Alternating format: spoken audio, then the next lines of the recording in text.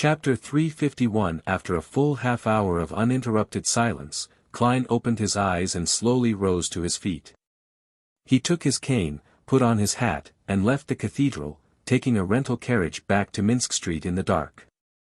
At this moment, the vigilance and surveillance of the surrounding area had inevitably relaxed, turning into the shadows under the light of the gas lamps. Shortly after midnight, Klein took out his key, opened the door to his house, and entered the empty guest rooms to search for the Book of Secrets. It didn't take him much effort to find the old book, bound in thick goatskin, in the wardrobe in a room on the first floor. The hardcover of the book was dark black, with 2 lines of Hermes written in crimson, Book of Secrets. Klarman. Phew. Klein exhaled but was in no rush to read the book.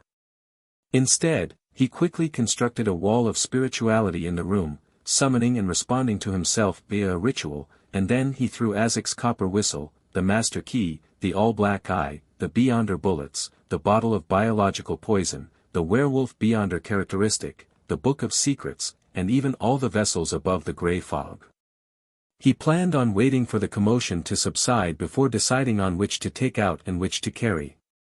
After doing all this, he didn't even bother to study the werewolf Beyonder characteristic or the bottle of biological poison.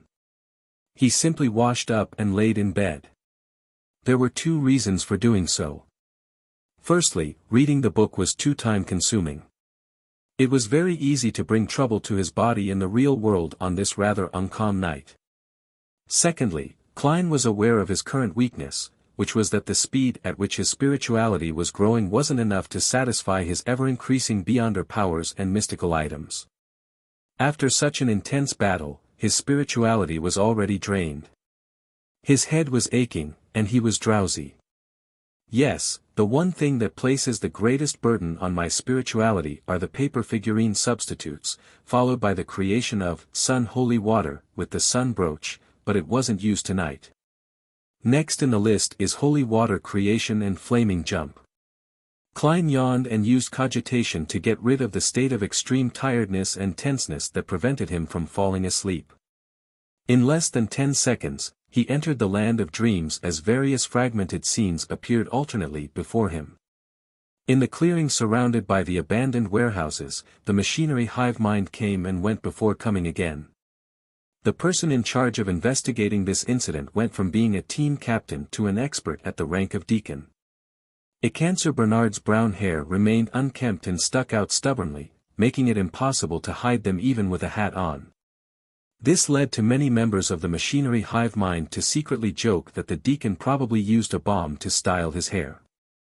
At this moment, Ecancer, with his cut jaw and facial features, was holding a silver mirror with ancient patterns on it. On each side of the mirror was an eye-like ornament. They were built on the foundation of a black gem which looked serene and charming.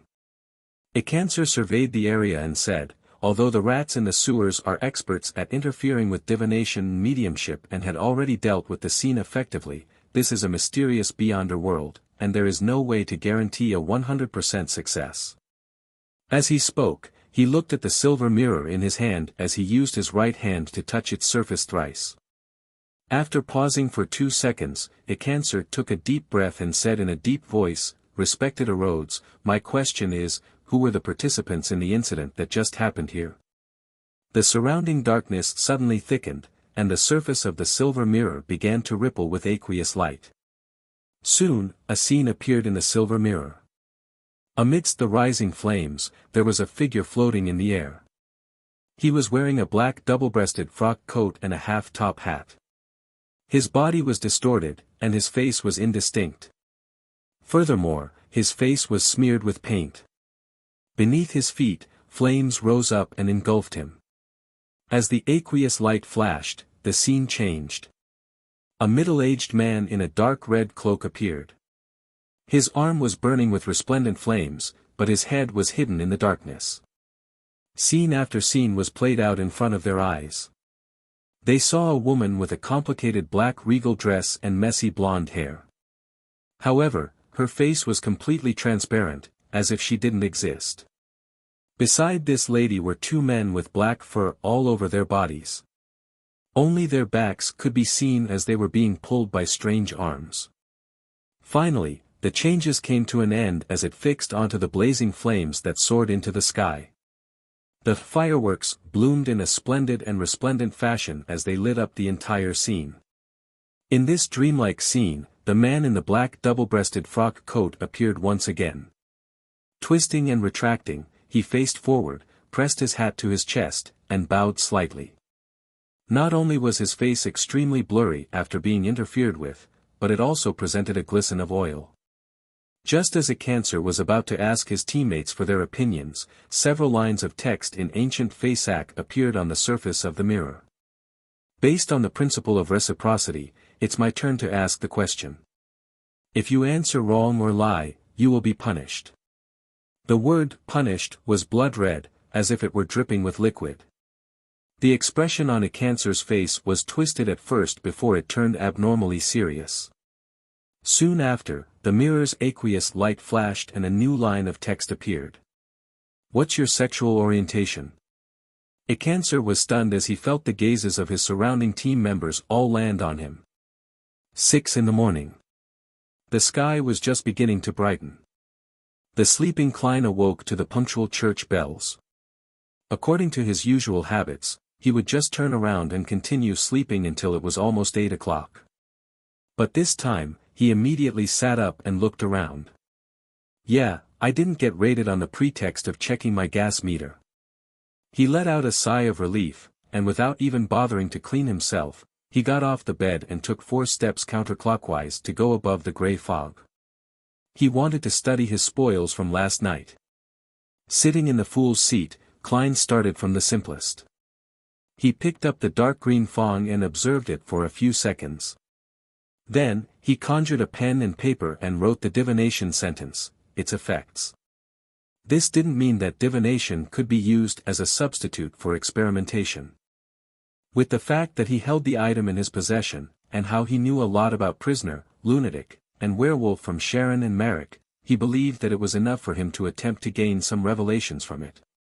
After reciting the statement, he quickly entered the dreamland and witnessed one scene after another. A vicious wound appeared on Werewolf Tyre's stomach, and his intestines flowed out as they were dragged across the ground.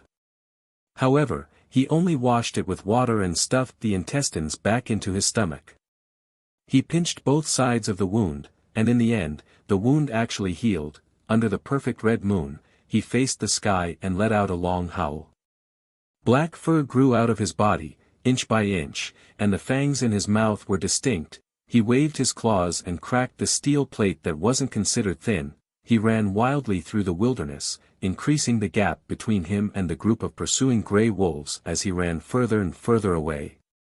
He made the attendants, whose eyes were glazed but cold, charge at their enemies without fear of death. He also used a variety of weapons to kill people, including bombs, and he became stronger as he lost his reasoning while in his enraged state. Opening his eyes, Klein roughly understood the characteristics of a werewolf and grasped the hidden dangers of this beyonder characteristic.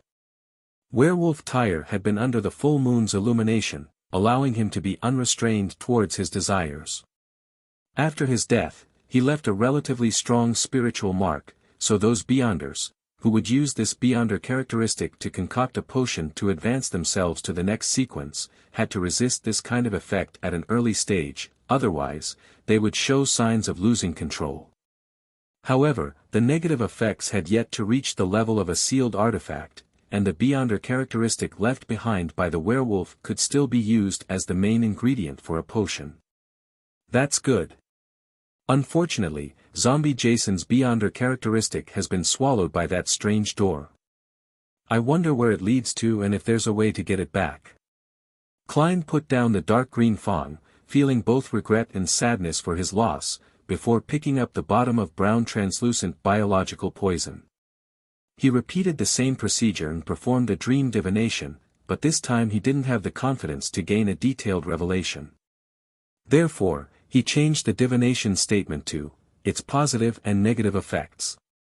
In the gray gloom of the dream world, Klein once again saw tragic scenes. Someone fell to the ground, scratching himself and ripping off his skin, flesh, and even bones. Another person held his head, his eyes losing focus while his auras weakened, one kept vomiting. Towards the end, the person who died was convulsing, someone burst out laughing so hard that he couldn't even breathe, some people stopped fighting and looked at each other. Then, they hugged and kissed each other. When the scene reached the end, the translucent brown bottle was placed into a cup with water. The transparent liquid inside gradually turned amber in color and was drunk. The person holding onto the bottle of biological poison was weakened at first before coughing. Then, he touched his forehead. He found himself scalding as his condition turned for the worse. The dream quickly ended. Klein tapped his finger on the edge of the long table as he attempted to interpret the revelation with great difficulty. According to Steve, the earlier revelations mean that after the biological poison's bottle lid is removed, it would keep emanating its poison. As for which poison the opponents gets inflicted by, it's completely random, and even the wielder is unable to control it. The poison inside is really quite abominable. The effective range of the poison cannot be deciphered via a revelation. Soaking it in water and drinking the amber liquid in advance would prevent one from getting poisoned? But how many minutes should the soaking take? Even if the person holding the biological poison bottle doesn't open the lid, their bodies would get worse as they slowly get infected, and the ailments become serious. What's the exact cutoff time?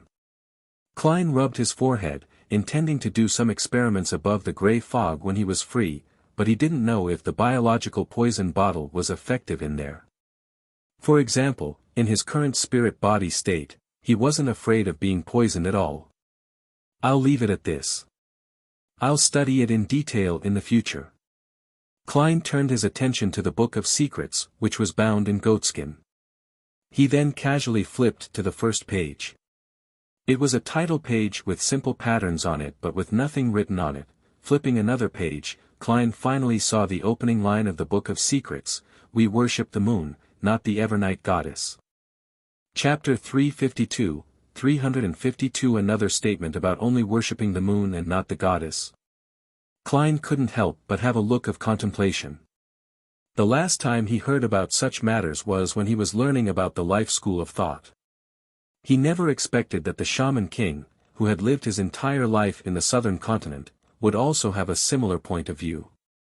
In the Pale Era, at the end of the Fourth Epoch, the Berserk Sea became a veritable reality. Thus, the northern and southern continent were cut off from each other, and the life school of thought was formed in the early Fifth Epoch. Obviously, it was impossible for the life school of thought to extend itself to the southern continent before Roselle sent his men to find a safe sea route. Shaman King Klarman was a historical figure who was active in an era more than 1,000 years before the northern continent's invasion. In other words, the two Beyonder factions, which were in different continents, had no way of communicating with each other and had chosen to worship the moon itself and ignore the Evernight goddess at almost the same period of time. Such a coincidence inadvertently made one consider why. Could it be that the birth of a new god had taken away a portion of the authority related to the moon? But, as a deity, he shouldn't be so obscure and unknown. In other words, although the goddess had snatched the authority of the moon, the followers of the primordial moon god had survived. They had been passed down from the Fourth Epoch or even the Third Epoch. Even after the separation of the northern continent and southern continent, they blossomed into two groups, one helmed by the Shaman King, the other by the life school of thought. Klein made a rough guess, but he was troubled by the lack of clues to narrow the scope. He gave up thinking about it for the time being and quickly skimmed through the rest of the contents of the Book of Secrets. In the preamble, Shaman King Klarman said, very directly, that many of the rituals, deeds, astromancy, and summoning techniques in the book had originated from a primitive worship of the moon and described the corresponding honorific names in detail: the one and only red moon, the symbol of life and beauty, the mother of all spiritual forces. There's actually an honorable name. However, it lacks the more popular descriptions like those of the Evernight goddess or Mother Earth. If there really is such a hidden god, his followers would inevitably develop a simpler title to address him that's more suitable for praise than the worship of the primitive moon.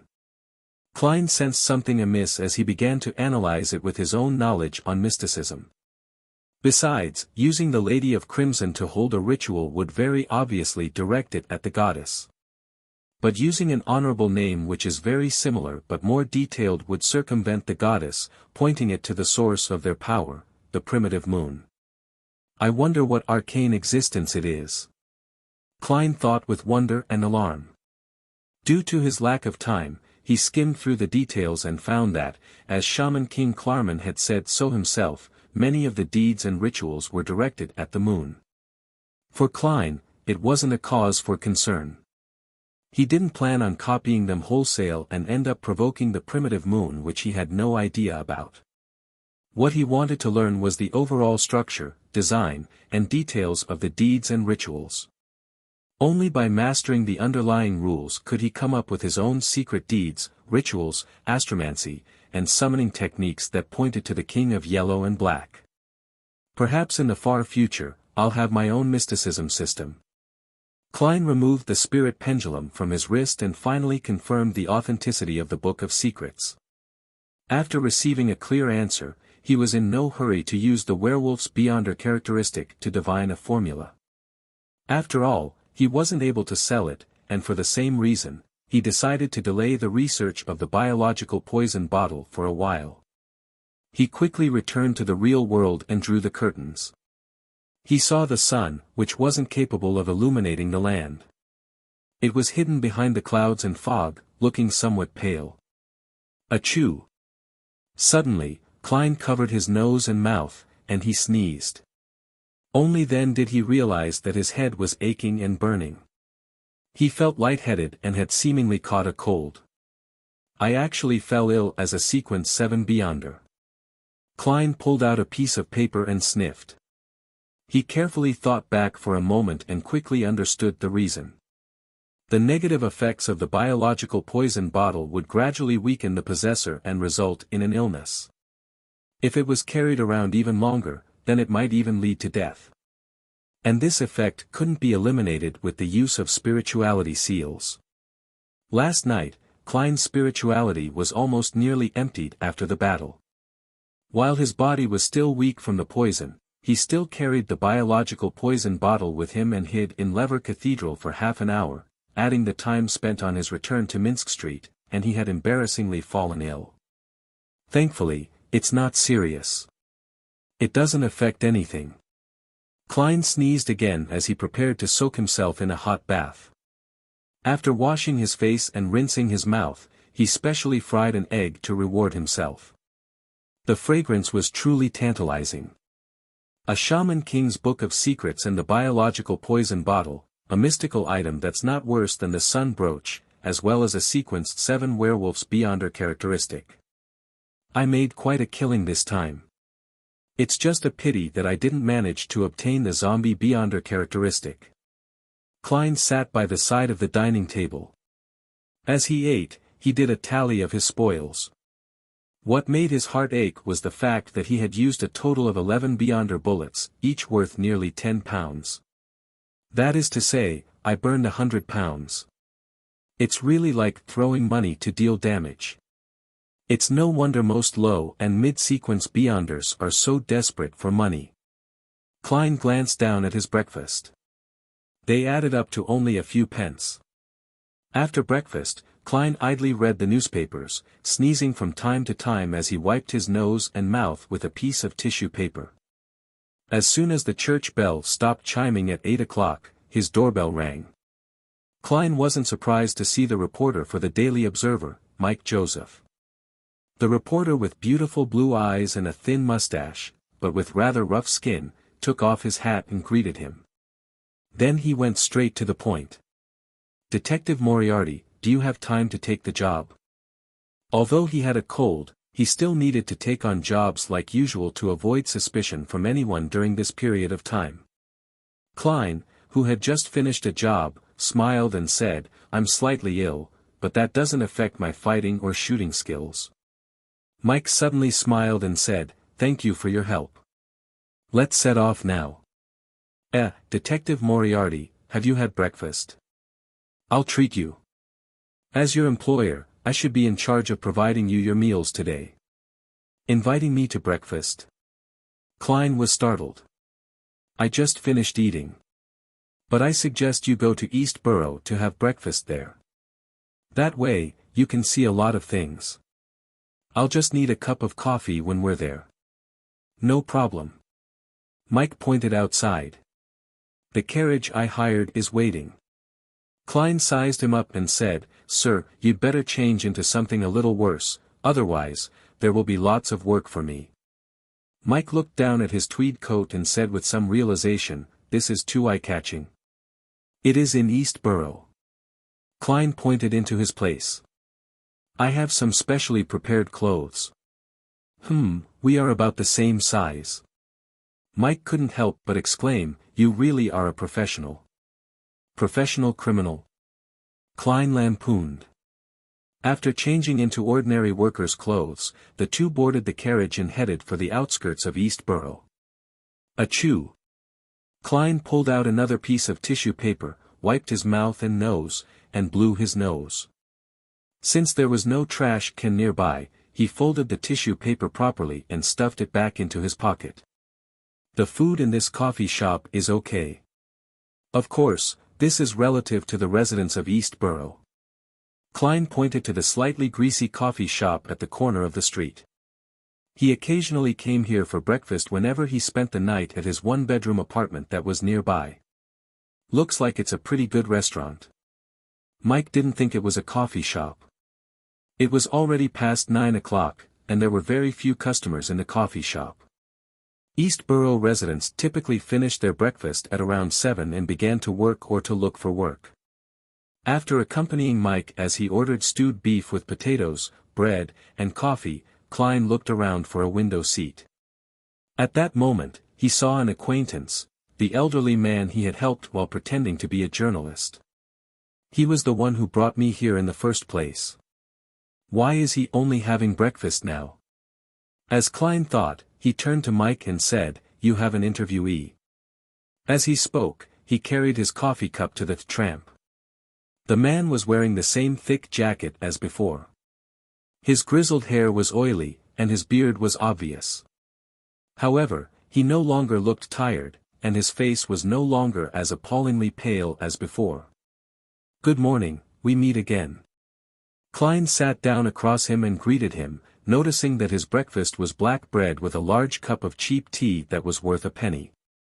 The elderly man raised his head, took a close look, and said in pleasant surprise, Mr. Reporter, it's you. Klein laughed dryly, pointed at Mike and said, This is my colleague, he wants to do a deeper investigation on my previous interview. Being an experienced and knowledgeable reporter, Mike didn't say anything further when he heard that. All he did was nod with a smile and greeted the elderly man. As for the matter of Detective Moriarty pretending to be a reporter, it wasn't like he had only found out about it today. He was the one who had lent him his fake reporter's identification. So you really are a reporter? The elderly man blurted out in astonishment. But that doesn't stop you from being a kind-hearted person. Klein smiled and asked, How have you been recently? The elderly man drank a mouthful of tea and said, Thanks to your help, I finally had a good night's sleep and ate my fill, so I wasn't that weak. My original plan was to go back to my original job, making shoes, but they didn't want me. They said my hands shook. He lowered his head and chuckled, skipping that episode. Later, I went down to the docks and found some work. It was tiring, but at least I made money. I've already rented a spot in someone's house for only 6.5 pence a week. Of course, I can only sleep there at night. Well, that's how working at the dock is like. I went early today and ate nothing. I raised my hand and shouted my name and the supervisor's name, but I wasn't chosen, so I had to come back here. Fortunately, there's still a chance in the afternoon. Those people in the morning might be busy till late and won't be fighting against us for those jobs. Klein listened quietly, occasionally taking a sip of the bad coffee. As for Mike, he took out a pen and paper and quickly made notes. Chapter 353 Finally, the elderly man, with grey hair by his temples, took a sip of tea inside with a smile. In truth, this is already much better than my previous situation, and it's much better than many of the people here. For instance, he pointed out the window to the tramps huddled in a corner. Klein and Mike looked over and saw a group of cowering tramps lying on the ground in a filthy place that provided shelter from the wind. They were of all sexes and ages. It was possible for them to never wake up again in the coldness of late autumn. It was then that Klein noticed an old woman in her 60s standing by the street. Her dress was old and worn, but she was relatively neat, and her hair was neatly trimmed. The white-haired old lady had the usual tired look of a tramp, but she still persisted in not squeezing together with the group. Instead, she slowly walked by the roadside, occasionally gazing into the coffee shop numbly. She's also a pitiful person. The former tramp who had eaten the leftover black bread also noticed the old lady and sighed. She was said to have led quite a good life in the past. Her husband was a grain merchant and had a very spirited child, but unfortunately, he went bankrupt and her husband and child died not long after. She's different from us, really, and you can tell at a glance. Sigh, she won't be able to hold on much longer, unless she's lucky to be admitted into the workhouse every time. As he listened, Mike's expression changed from quiet to somber. He slowly let out a sigh and said, "I want to interview her. Can you invite her for me? She can eat and drink whatever she wants here." The man wasn't surprised by this request. He merely looked at Klein and Mike separately, as if to say, "The both of you are indeed colleagues. Yes, I'm sure she would like that." He drank his tea, got up, and walked out of the greasy coffee shop. Not long after, the elderly woman in her old but tidy dress followed him in. Her pale face slightly lightened thanks to the warmth of the coffee shop. She continued to tremble, as if she wanted to release the coldness in her body, bit by bit, and absorb the relatively high temperature within the coffee shop. Even after she sat down on the chair, it still took her a full minute before she could truly warm up. "You can order whatever you want. This is the reward for accepting this interview," Klein spoke on Mike's behalf. After Mike nodded, the old lady modestly ordered toast, low-quality cream, and coffee. Then she smiled and said, "I heard that one cannot eat greasy food after not having eaten in a while." Very polite, very self-restrained, not like a tramp at all. Klein sighed silently. Before the food arrived, Mike asked casually, "Can you talk about how you became a tramp?" The old lady revealed a look of reminiscence and said with a bitter smile, "My husband was a grain merchant who mainly bought all kinds of grain from domestic farmers, but we rapidly went bankrupt ever since the Grain Act was repealed. He wasn't very young to begin with. After suffering that setback, his body quickly collapsed. Not long after, he passed away. My child, a brilliant young man, had been learning the ropes of doing business from his father. He couldn't suffer the blow, and he ended up jumping into the Tussock River on a moonless night. His first suicide didn't work. He was sent to the magistrate's court, and the police and judges were very impatient, feeling that he was wasting their time. If you want to commit suicide, please do so quietly and successfully. Don't trouble us. Yes, that was probably what they wanted to say, but they found it too direct. My child was put in prison. Not long after, he committed suicide for the second time and succeeded. The old lady spoke very calmly, as though it wasn't something that had happened to her. But for some reason, Klein felt a deep sense of sorrow. Nothing is more lamentable than a dead heart. He suddenly recalled the saying he had heard in his previous life. In this world, suicide was not only prohibited by the churches, but it was a punishable crime. As for the reason, Klein knew very well why. First of all, many suicides were committed by jumping into a river, and without being discovered in time, there was a certain probability of them turning into a water ghost. Second, the suicider often had very abnormal emotions. Thus, under such states, ending their lives was equivalent to a sacrificial offering which could resonate with particular strange and terrifying existences. Thus, their corpses and certain objects that were around after them after their deaths would carry strange curses that harmed others. This was probably where the misfortune cloth puppet behind Tianjin City's Chinese gate came from. Therefore, the 7 Orthodox churches forbade their believers from committing suicide through their own doctrine, and the royal family also promoted the corresponding legislation. Of course, this seemed ridiculous to Klein. How could a suicider be afraid of punishment by the law? While Mike was taking notes, he was about to say something when the owner of the coffee shop brought the food over. "Fill your stomach first, we'll talk later." Mike pointed to the toast. "All right." The old lady ate the food in small bites, appearing very cultured. Having not ordered much, she quickly finished her meal. After reluctantly drinking the last mouthful of coffee, she rubbed her temples and pleaded, "Can I get some sleep first? It's too cold outside." "No problem," Mike answered without hesitation. The old lady thanked him gratefully a few times before she sat down on the chair and curled up into a ball as she fell asleep. Mike looked at the man beside him and said, "You seem to be very familiar with this place. I wish to hire you as our guide. How's 3 soli for the day?" "I'm sorry, I forgot to ask for your name." The man quickly shook his head and said, No, that is too much. I only earn 1 soli a day most of the time at the dock. Just call me Old Kohler." "Then, 2 soli a day." "You deserve it," Mike decided firmly. After witnessing this strange bargaining, Klein blew into a piece of tissue and was about to drink another cup of coffee, when he suddenly sensed that something was wrong. He turned to look at the old lady who was curled up, asleep on the chair. Her face, which had turned ruddy due to the coffee, was pale again. The colors of her aura and moods had vanished. Klein stood up and subconsciously extended his hand to check the old lady's breathing. As Mike and Kohler looked at him in surprise, he said heavily, "She's dead." Mike opened his mouth, but no words came out.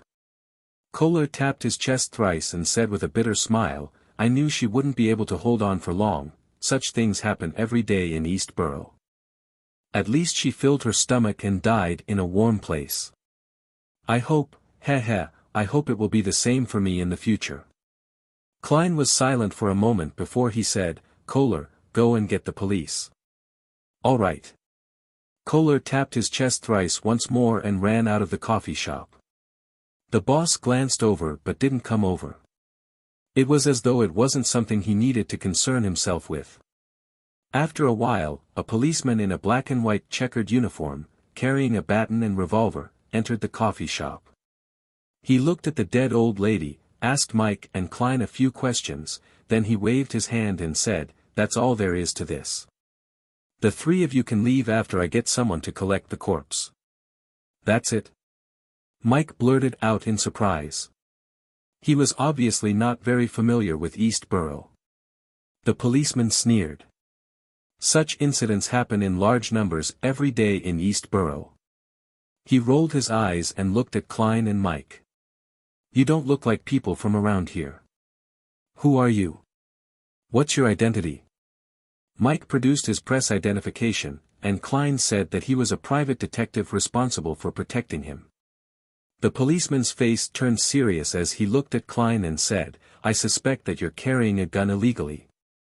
I want to search your belongings. Please cooperate with me, otherwise, it will be considered a case of resisting arrest."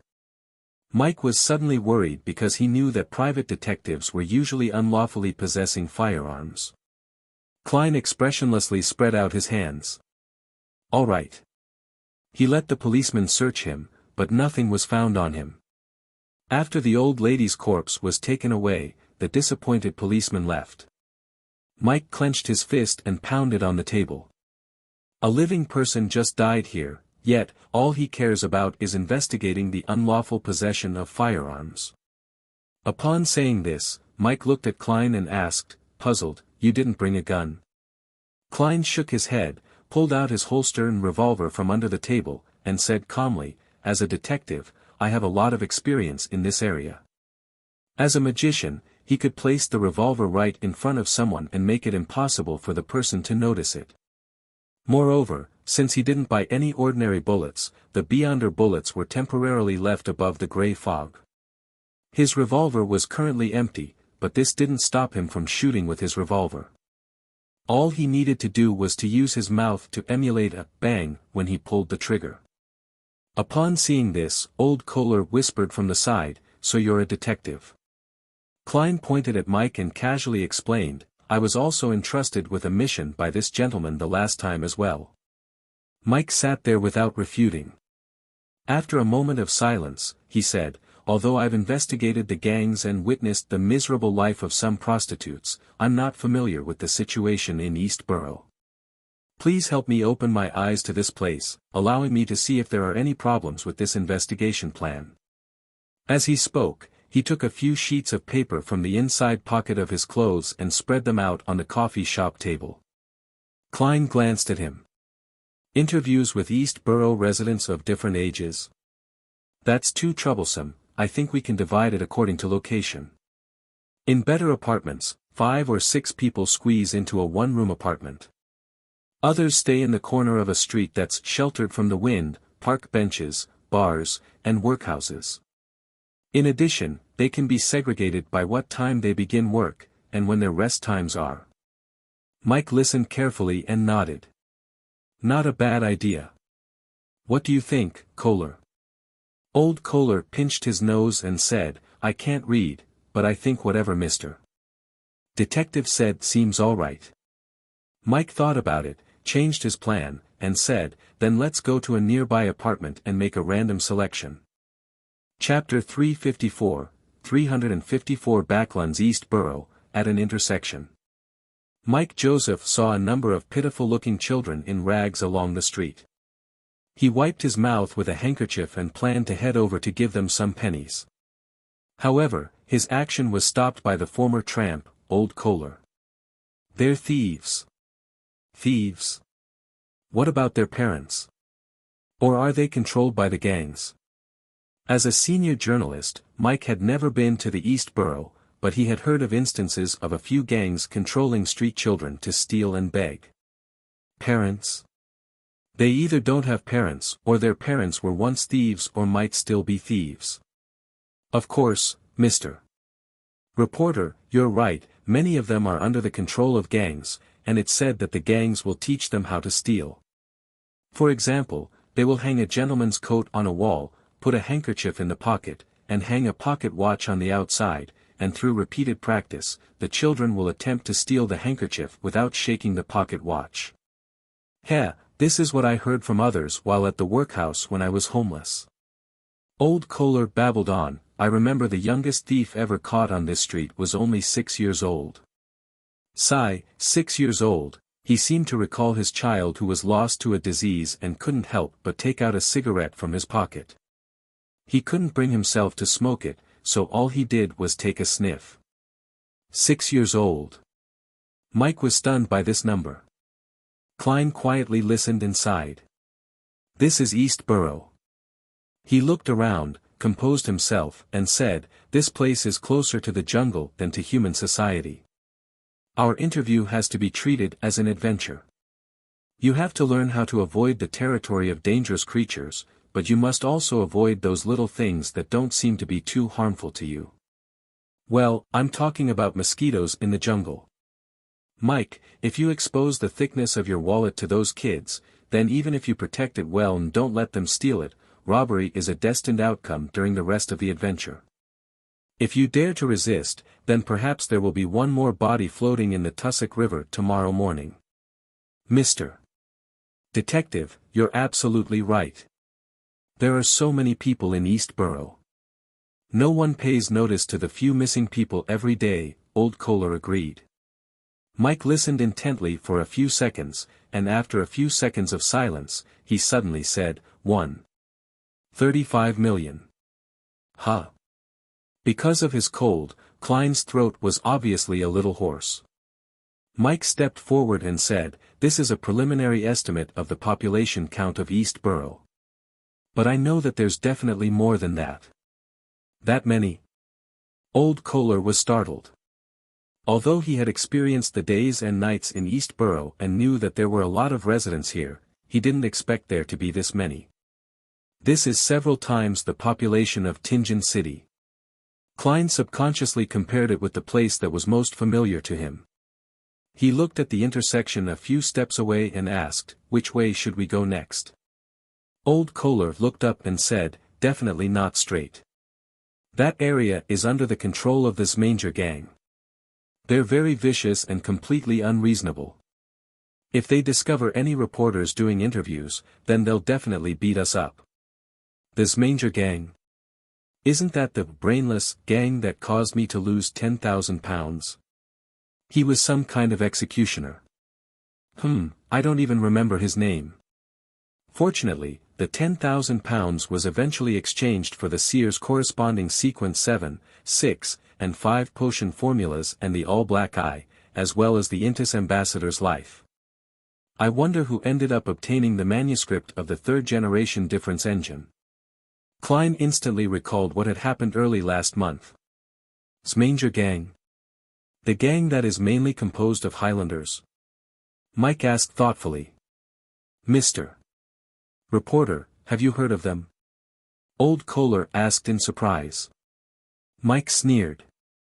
They're involved in a lot of cases, and they have some reputation outside East Borough as well. It's said that one of the members was involved in a case of Intis espionage. The person next to you was the person in question, the person who made the report, and also the victim. Klein silently added. If you gentlemen know about this Manger gang, then why doesn't the police arrest them? Old Kohler asked from his viewpoint, of someone at the bottom of society. Mike's expression suddenly turned a little awkward, and he coughed twice. We can only capture those who have committed crimes. There is no evidence for the rest, so we can't arrest them. Moreover, East Borough is so broad, and there are so many people. It would be hard to find anyone who is bent on hiding. As he spoke, he sighed. It's easy to destroy one's Manger gang, but as long as a Highlander comes to Backland, and if they keep up their strong tradition of being combative while failing to find any other means of earning a living, it's only a matter of time before a new Manger gang appears. This is a complex social issue. Klein pointed to the left and right. Pick one. Old Kohler looked at the right side of the street. That's where the Proscrito gang is active.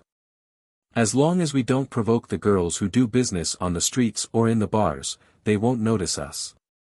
Heh, it's still morning, so there shouldn't be any problems. They're still sleeping. The word proscrito meant outlaw in the Lone language, so it could be said that the gang who gave itself such a name was pretty self-aware. Klein and Mike had no objection to this, and with the guide leading the way, they entered the district. The buildings here were relatively better.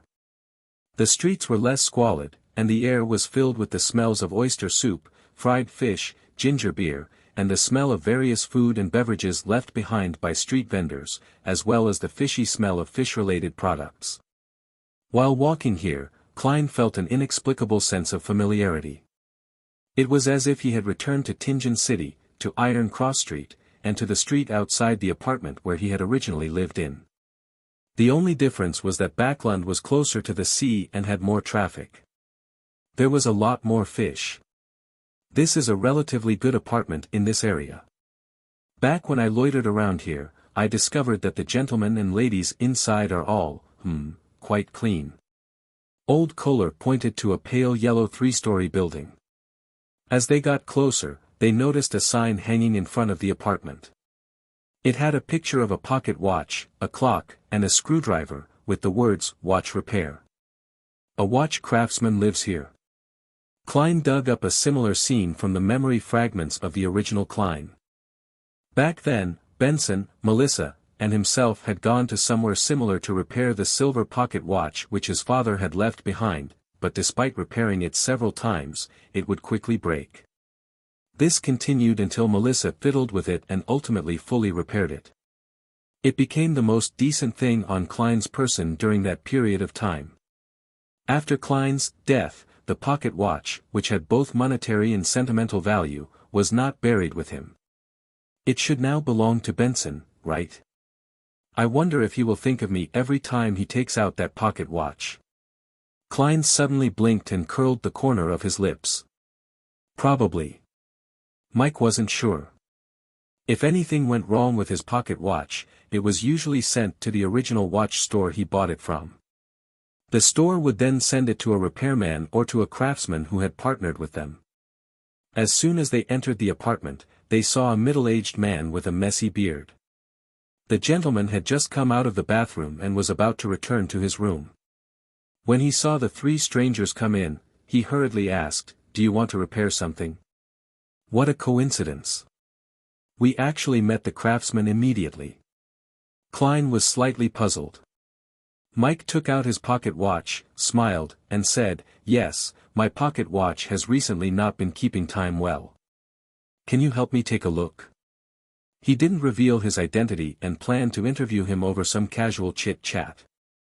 The middle-aged man immediately revealed a smile and led them into a two-bedroom apartment which had its door half concealed. He pointed at a chair beside the table and said, "Please wait a moment. I'll go get my tools." "Your tools are not at home?"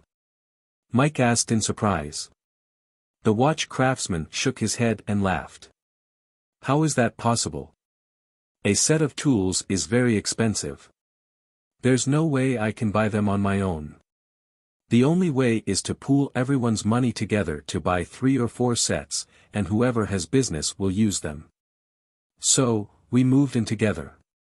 Heh, it's more convenient this way. If we live too far away, we will have to spend extra time and pay for the public carriage to borrow the tools." As he spoke, he left the room and walked to the side. So it isn't a coincidence that we met a watch craftsman. Many of the residents here are of this profession. Klein was suddenly enlightened. Old Kohler looked around the room and enviously said, "Before I fell ill, I lived in such a place as well. My wife would help others sew clothes at home. And my two children, Mike sighed and lowered his voice. I thought watch craftsmen were rich." "Me too."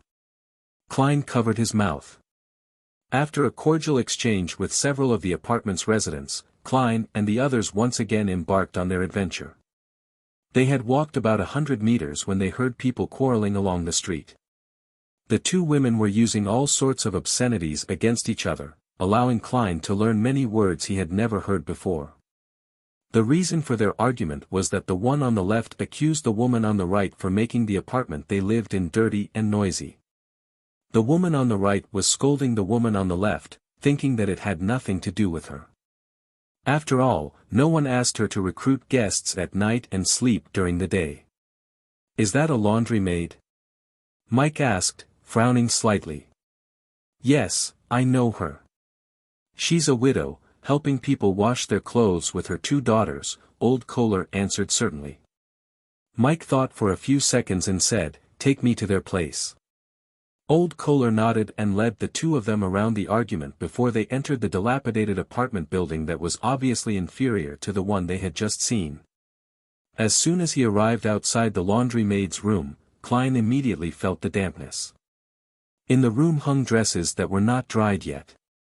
A 17 or 18-year-old girl was squatting in front of a large basin, scrubbing clothes that were covered in bubbles. A girl, that was younger than her, was holding a hot iron wrapped in wet linen cloth. She was carefully ironing the clothes that were done washing and drying. Her careful actions implied that she had been scalded by the steam several times. This was both their workplace and the place where they slept at night. Wet moisture permeated the room and seeped into their bodies. In addition, the stench of all kinds of smells was very distinct. "Doesn't it feel terrible?" Mike pinched his nose. Klein replied in a muffled voice, "I've got a cold." There was no humor in his words. Mike released his fingers, walked into the room, and said to the two surprised girls, "I'm a reporter. I would like to interview a laundry maid." The girl who was scrubbing the clothes shook her head numbly and said, "We have a lot of things to do and cannot afford to waste time." Mike's request for an interview was rejected. He came out with a heavy expression and silently walked back across the street. After taking a look, he pursed his lips and said, "Let's continue." City of Silver. After a thorough examination of Derek Berg, who had experienced hallucinations both visually and auditory, he was brought to the bottom of the spire. This place took in residents who showed signs of losing control, and various methods were used to save them. Walking in the gloomy and creepy corridor, he suddenly felt a strange chill. "Help!" A sharp shrill voice suddenly sounded from a sealed room. "Help!" The voice came to a sudden halt, and then there was silence. Chapter 355. This. In the eerie silence, the first thought Derek Berg had when he came back to his senses was to rescue that person. However, the two guards that held him in the middle didn't show any reaction to it, as if everything that had just happened was just his imagination. "Someone is calling out for help," the young Derek informed the two Dawn Paladins. On his left, a tall knight clad in silver armor calmly replied, "Don't be fooled. That's just the normal behavior of those Beyonders who are on the verge of losing control." "Is that so? Maybe he cried out for help because he just isn't willing to give up and lose control and become a monster." Derek thought sorrowfully. Following the change in his mood, the illusory, buzzing sound in his ears became more distinct. After silently taking a few steps forward, the Dawn Paladin from before pointed to a door on the left and said, "You will be staying here for the time being. We will bring you your food and medicine on time." As he spoke, he took out an iron-black bottle. This bottle was constructed from the remnants of the straw-like objects left over from the City of Silver's staple food, black-faced grass. Upon encountering a liquid, it would produce a thin film, thereby achieving a waterproof and sealing effect. Derek took the bottle and gulped it down, feeling a cool sensation slide down his esophagus and into his stomach. His entire being rapidly became quiet. The swaying scenes before his eyes stabilized, and the auditory hallucinations in his ears gradually weakened. Creak. At the sound of the iron door closing and locking, Derek entered his own room. The first thing he saw was a candle flickering with a faint yellow light, and then he made out a low bed, a chair, and a square table. Other than that, there was nothing else. However, the walls, including the door, were all engraved with complicated and mysterious symbols and labels. They seemed to form a complete seal. Derek's emotions were also suppressed by the medicine. He sat down on the bed without the slightest hint of curiosity before lying down. After an unknown period of time, he suddenly heard the sound of someone banging on his door.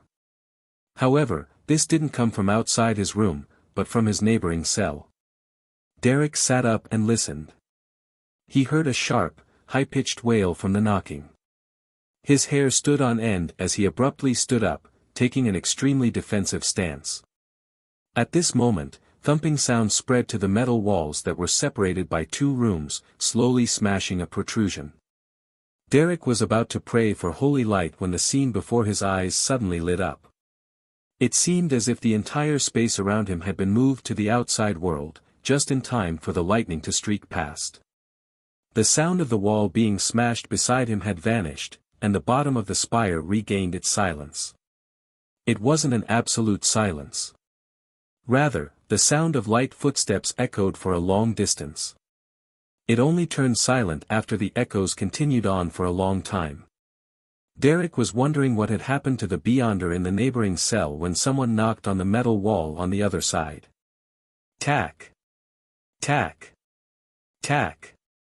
It was as if someone had bent their finger and was tapping lightly. "Who is it?" Derek asked, raising his voice in slight alarm. The knocking immediately stopped, and after a few seconds, a deep yet rather old voice was faintly transmitted. "So it turns out to be a young fellow. You are." Seeing that the other person could communicate rationally, Derek leaned against the wall and pressed his ear against the cold metal. The elderly voice chuckled and said, "The person next to you almost lost control several times. He ultimately couldn't be saved today." "He completely lost control?" Derek asked through the metal wall. "So he's become a monster now?" "No, not a monster, but a corpse. He was finished off by the item sealed in here. The elderly voice sighed. I've been here for 42 years. Yes, those guards told me that they've seen too many similar incidents. Derek was surprised and returned with a question, you've been here for 42 years? Normally speaking, losing control could be divided into 3 stages. The first stage was warning signs, such as auditory and visual hallucinations. In the second stage, the person's body and mind were already out of control, and from time to time, they would display either terrifying or strange states. As for the third stage, it was a complete breakdown, transforming the rampager into a terrifying monster. The time it took from the second stage to the third stage was rather quick. Perhaps just after discovering the symptoms, one would witness a seemingly ordinary beyonder turn into a monster which could be found deep in the darkness.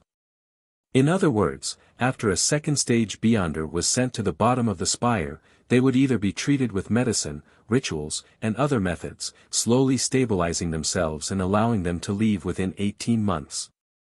Otherwise, they would quickly lose control and be purged. It was impossible for anyone to be locked up for 42 years.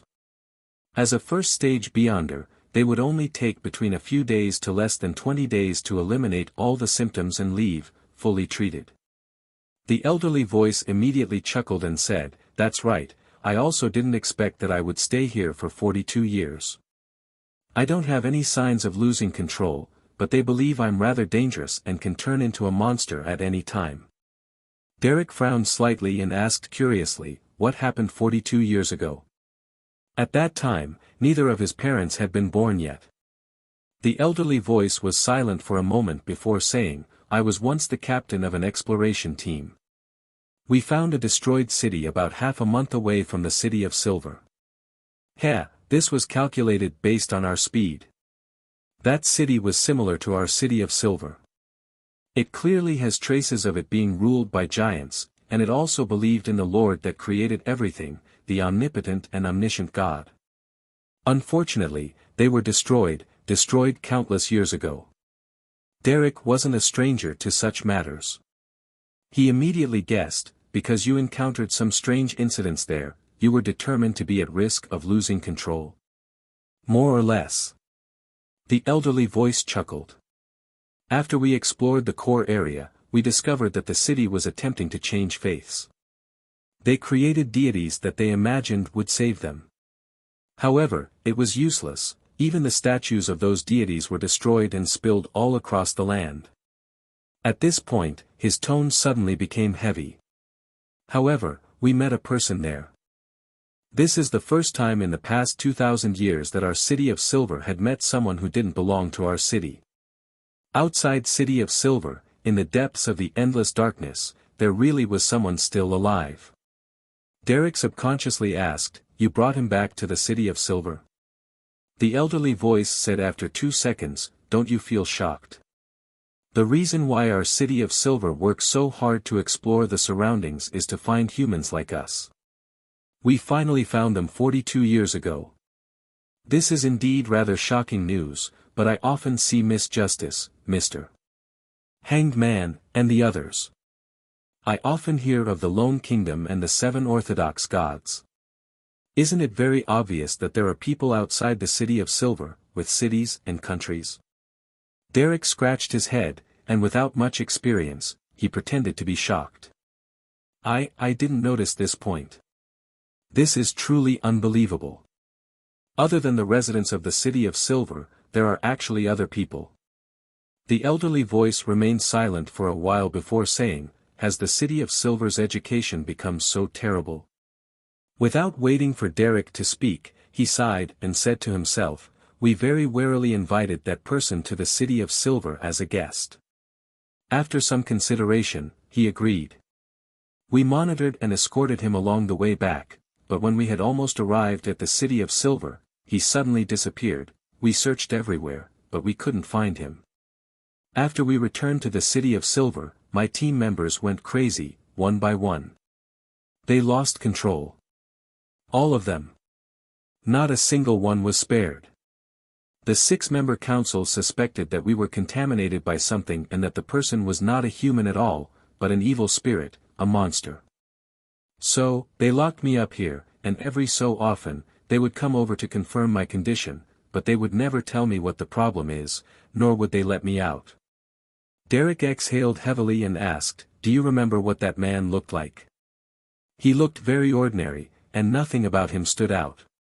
He was dressed just like us, and except for me remembering that he was a man, I can't remember what he looked like. However, the elders should be able to use beyonder means to directly see him from my vague, forgotten memories, the elderly voice recalled for nearly a minute and said with a bit of pain. Derek pressed him, casually, "Did he say what his name was? Did he tell you about his origins?" The elderly voice acknowledged tersely. "He told us that his name was," he paused for a moment before saying, "Amon. Sunday morning, in the factory district." In the past 2 days, Klein and Mike visited many places in East Borough under Old Kohler's guidance. As a result, Mike witnessed 5 or 6 people huddled together in a single room, and that wasn't the worst case he saw. In the poorest areas of East Borough, an ordinary bedroom could accommodate 10 people. The precise division of the right to use the floor and the time of use, day or night, shocked the reporter. Moreover, poverty didn't discriminate between men and women. In those places, people of different genders squeezed in tight spaces without being able to abide by societal norms. Certain incidents which deserved time in court happened all the time. Whether it was men or women, all of them were always facing the threat of violence. Squalid, crowded, smelly, that's the most objective impression. I suspect that every one of them has a serious problem of having parasites. Because the houses were built a long time ago in the most rundown districts, they aren't connected to the sewers. Feces, urine, vomit and other things can be found everywhere. Every house here only has one public bathroom, or worse, every street only has one public toilet. They're extremely busy every day, but they can only barely fill their stomachs without any savings. As long as they're unemployed for a few days, they'll fall into an irredeemable abyss. I don't think they would even be afraid of death if they were given even a little hope. Mike wrote in his investigation manuscript. In addition, the reporter was impressed by the tramps who wandered the streets in the middle of the night, the girls who stood numbly by the street or in the bars, as well as the drinkers who completely let loose with their drinking. They didn't hold back on using violence and didn't consider the future. All of this left a deep impression on this reporter. He grew more and more silent. Chapter 356, 356 Cough. Mike Joseph took out his handkerchief, covered his mouth, and coughed several times. The smog in the factory district was thicker than anywhere else. The air was gray with a yellowish tint as though it was floating dust. Occasionally a pungent, suffocating odor that even Mr. Reporter, who was long used to the Backlund air, could not bear. He turned to Klein who was also coughing softly. "I've always been a huge supporter of the government's establishment of the National Atmospheric Pollution Council and the Alkaline Industry Inspector, but only today did I learn that the problem has become so serious. If we don't take effective measures, it may become a tragedy in the future." Klein tried hard to clear his blocked nose. Perhaps the whole of Backlund would be shrouded in smog that results in one's vision not exceeding 5 meters, and it's possible that an evil god would descend or be born in such a backdrop, he added silently.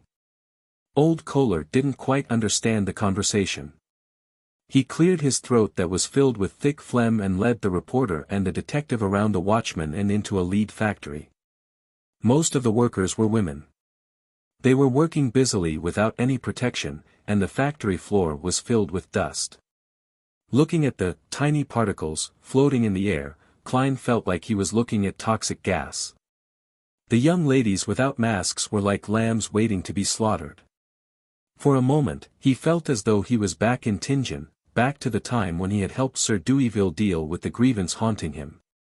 He seemed to have already witnessed the future of each and every female worker, some of them with throbbing heads, some with blurred vision, some turning hysterical, some with gums with a blue line, and finally, they either went blind or fell dead. It's like a large-scale, bloody sacrificial ritual. The only difference is that the target is that flashing symbol of money. If the Aurora Order, Rose School of Thought, and other evil sects could make good use of similar situations, just like what Lenivis did, there would be a huge problem. Klein covered his mouth and nose as he quietly watched. Mike Joseph muttered in surprise and anger, "How can this be? How can they be like this?" A while ago, all sorts of newspapers and magazines were focused on the issue of lead poisoning. Why aren't they using any precautionary measures at all? They can't even bear to use a mask.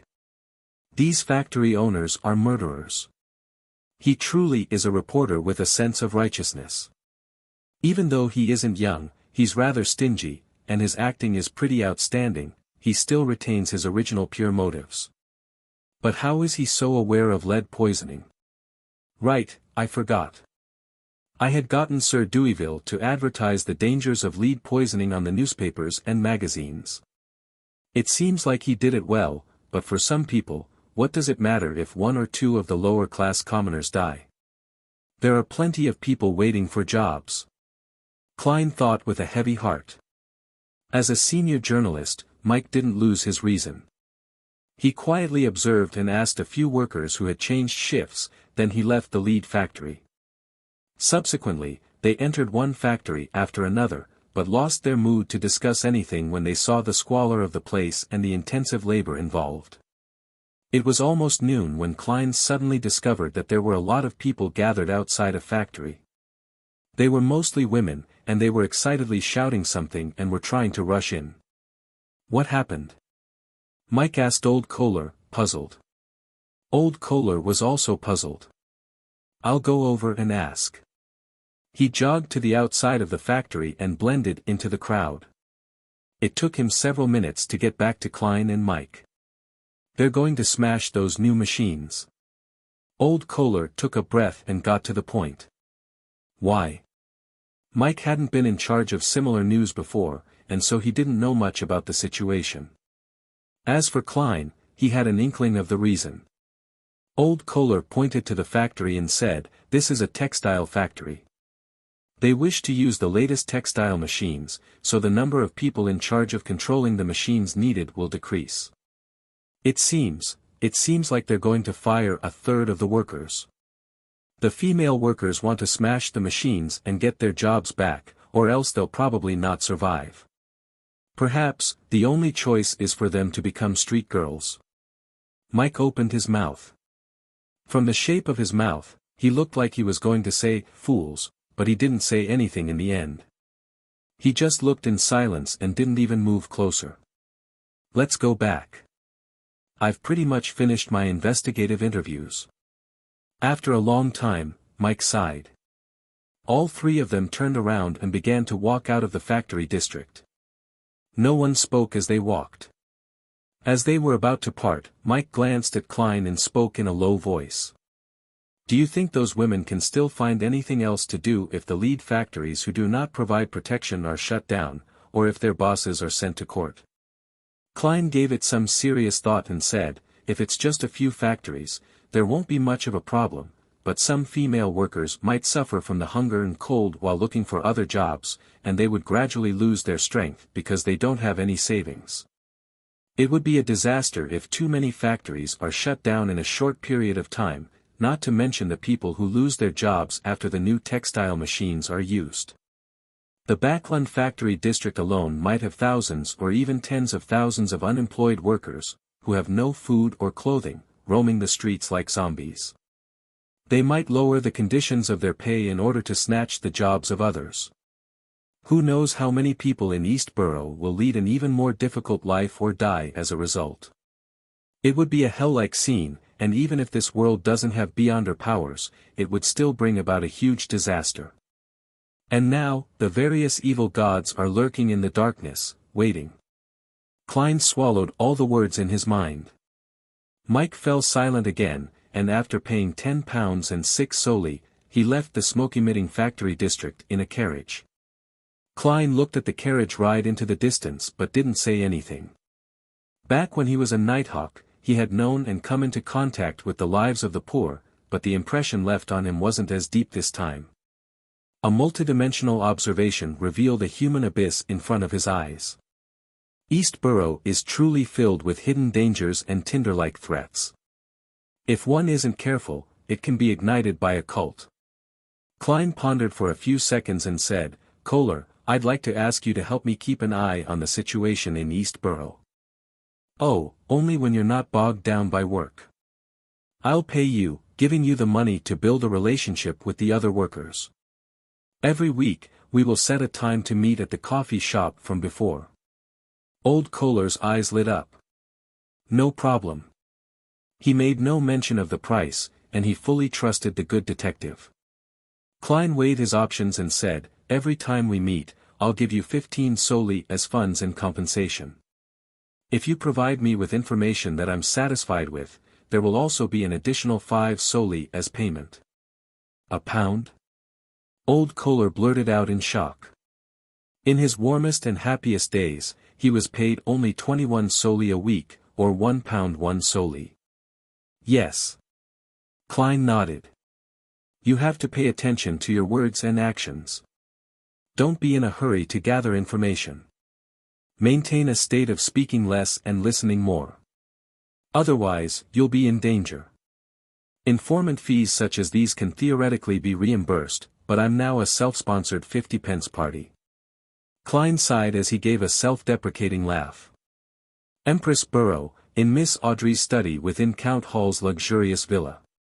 The blonde was listening to Miss Escalante, her psychology teacher, as she occasionally stroked Susie, the big dog who was sitting beside her.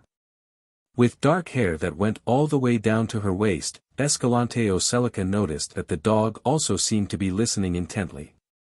She couldn't help but smile and pause for 2 seconds. Following that, she continued with her introduction. There are currently no completely orthodox theories in the field of psychology. There are several schools of thought, such as psychoanalysis, personality analysis, and behavioral psychology. Of course, research on the mind is not only performed by psychologists and psychiatrists. Many professionals in the field of mysticism are also doing similar work. Among them, the most famous one is, sorry, I've deviated from the curriculum. Let's return to the topic just now and talk about psychoanalysis. Audrey could clearly notice Escalante's intention to guide the topic, therefore, she feigned ignorance and asked curiously, "Teacher, I'd like to know more about the research situation for the mind in the field of mysticism. As you know, I'm very interested in that." Escalante pursed her lips, frowned, and said in embarrassment, "But there are vows of secrecy. I mean, these theories and research are part of the secrets of the mysticism circles. They're privy to those on the inside." "Is that so? Then can I join?" Audrey asked expectantly. "They aren't involved in anything evil, right?" "How is that possible? It's just a seminar organized by enthusiasts." Escalante diverted the topic after mentioning it. "Let's talk about this later. Let's continue with the lesson first. I've got to know where to draw the line. I'll do it one step at a time. If this is the general trait of the members of the psychology alchemists, then I don't have to worry too much about it being filled with lunatics and perverts like Mr. Audrey deliberately put on an expression of reluctance when skipping the subject, but she still politely listened to the theoretical foundations of psychoanalysis.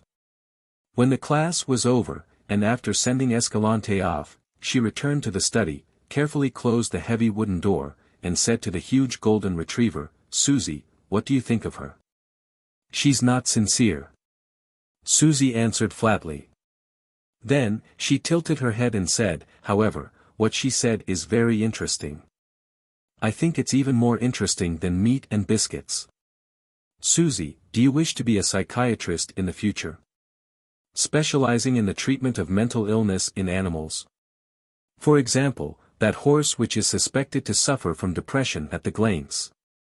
Audrey suddenly fell into deep thought, wondering if she should prepare a special white coat and gold-rimmed glasses for Susie to look a little more professional. Play on words of 50-cent party. When he got back to Minsk Street from the factory district, Klein had a simple lunch and took a nap. He didn't wake up until the evening when the sky had darkened. But even so, he still felt exhausted, exhaustion that stemmed from the depths of his heart. After quite some time of being lost in thought, Klein went down to the first floor and lit the gas lamp. He prepared to sit on the sofa and read the day's newspapers, but when he glanced around, he saw an invitation letter on the coffee table. He was stunned for a moment before realizing that it was an invitation letter which Mrs. Stellan Sammer had sent her maidservant to deliver a few days ago. I almost forgot about this. The disguised matchmaking banquet. Klein put down the invitation letter and walked to the bathroom on the first floor. He used cold water to wash his face, sprucing himself up to look much more energetic. Compared to when he first arrived at Backlund, there was a much thicker black stubble around his lips and under his chin. Although it didn't completely eliminate his scholarly bearing, it made him look more mature and rugged. Someone who doesn't really know me well wouldn't be able to recognize me in person. Klein exhaled silently, wiped his face clean, and put his gold-rimmed glasses on the bridge of his nose. He took a short break, changed into a shirt with a starched collar and a black tailcoat, and then, quite formally, he put on his silk half-top hat and picked up his cane stick and invitation letter before leaving the house for the unit beside his. Amidst the tinkling of the doorbell, he saw Julianne, the maidservant, open the door, and Stellan with her blonde hair coiled up high, and her ears adorned with silver earrings. Klein took off his hat, bowed, and praised politely, "Mrs. Sammer, you are very beautiful today."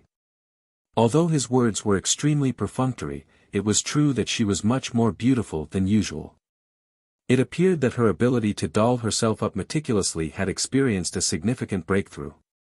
It seems like the adultery case made her besties with Ma'am Mary. Besides, Mary is now a tycoon with a wealth of tens of thousands of pounds, and she has been admitted into the National Atmospheric Pollution Council, allowing her to acquaint herself with many people in power. She must have had sufficient experience in the areas of makeup, clothing, accessories, and so on. Klein nodded in understanding. The corners of Stellan's mouth couldn't help but curl up. "These are my new earrings that cost 8 soldi. Lady, you haven't changed in the slightest." Klein smiled and handed his hat, cane, and coat to the maidservant. The fireplace and the pipes in the room brought the warmth of early summer. Many women and young ladies were not dressed that conservatively. Some of their fair arms were exposed, while others bared their creamy chests. "Luke is talking business with some friends. Let me apologize on his behalf." Stellan played her role as the female host to its fullest. "Have your meal first. I'll introduce you to a few well-educated ladies later." "Actually, there's no need for that. Just let me eat in peace." Klein smiled. "I can already smell the fragrance of the food." Since there were quite a lot of guests, with over 20 of them, the dinner was in the form of a buffet. Klein took a plate and walked around, and he found that the food was a lot more varied than before. Cold trout, chicken pie, mutton stew with peas, salted breast, curry, roast beef, turkey, beef tongue pastry, ham, salad, and cream cake. The alcohol provided was still champagne and red wine. This suited a carnivore's palate very well. Klein, with his large plate, didn't make conversation with anyone. He hid in a corner and slowly savored the food. It's not as good as the chefs at the Quelag Club. From time to time, he would inwardly make comments on the food. He was about to go for second helpings when he was finally discovered by Stellan Sammer. At the same time, he saw an acquaintance beside the lady. He was none other than lawyer Jürgen with his serious expression. "Right, Jürgen is also a bachelor." Klein smiled and walked over, taking the initiative to ask, "How is Mrs. Doris's recovery?" Jürgen uncomfortably tugged at his bow tie. "She'll be discharged next week." "That's great," Klein sincerely said with mixed emotions. At that moment, Stellan had already brought a few young ladies over and introduced them. "This is Mr. Jürgen Cooper, a senior solicitor, who earns at least £3 a week. He often gets a commission from the cases he handles, and he definitely earns more than £200 a year. Furthermore, he is young and capable.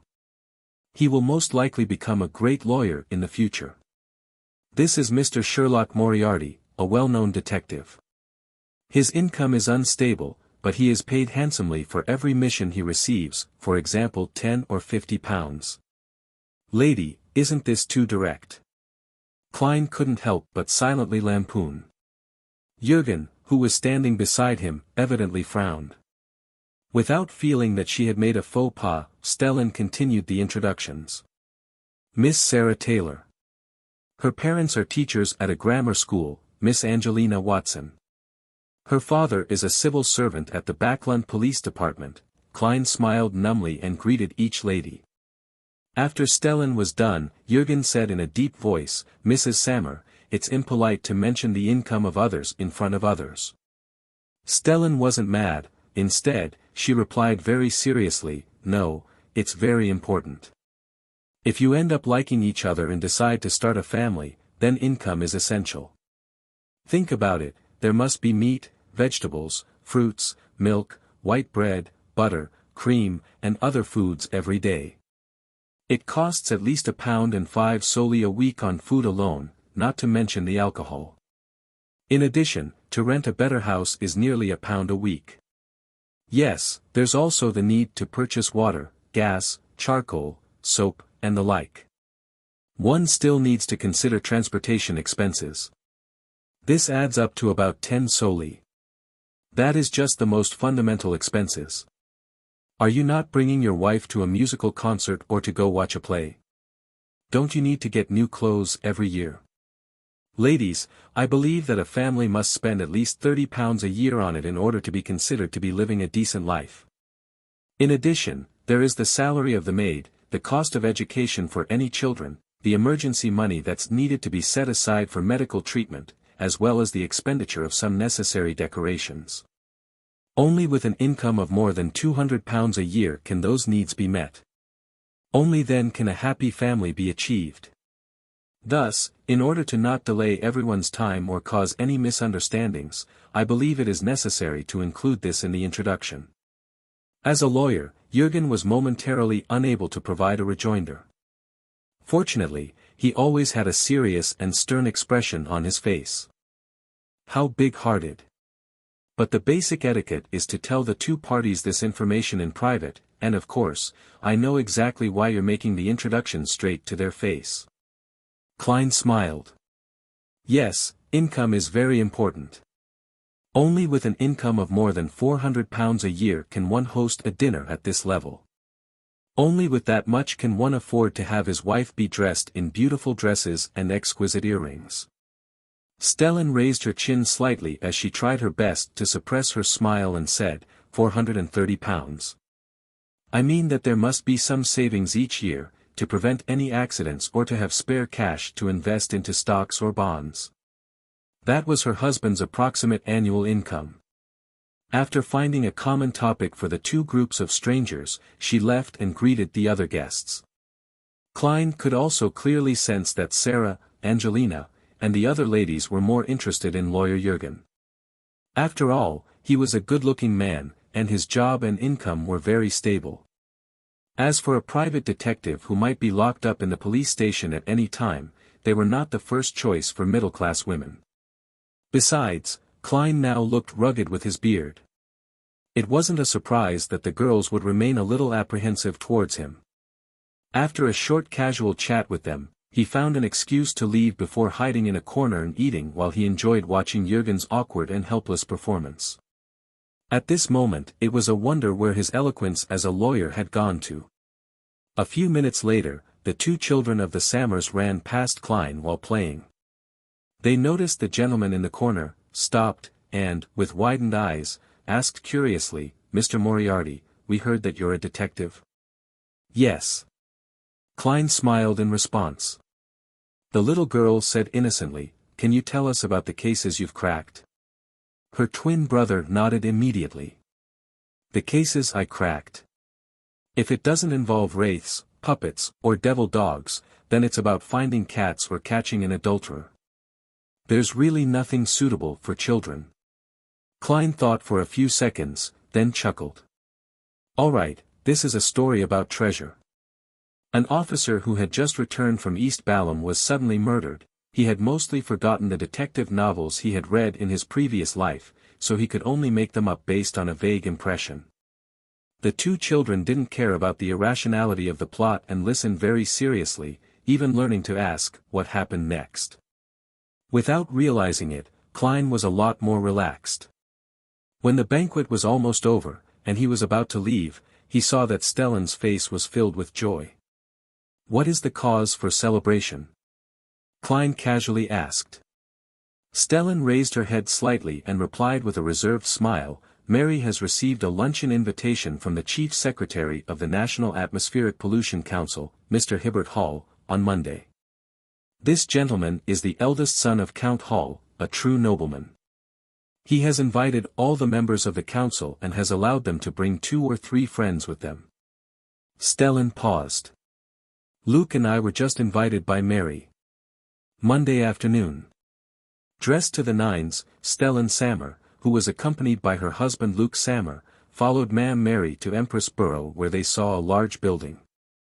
Marble statues, pools, fountains, gardens, and lawns reflected themselves in her eyes, making her feel nervous even before she entered the villa. Luke, does my necklace not match my dress? She asked her husband as she tilted her head. Luke shook his head and laughed. Darling, you're too nervous. You don't have to worry about that. The nobles only live in a place that's slightly bigger than ours and eat a little better. We aren't lacking in any way. Stellan nodded when she heard that, as though she had found her confidence.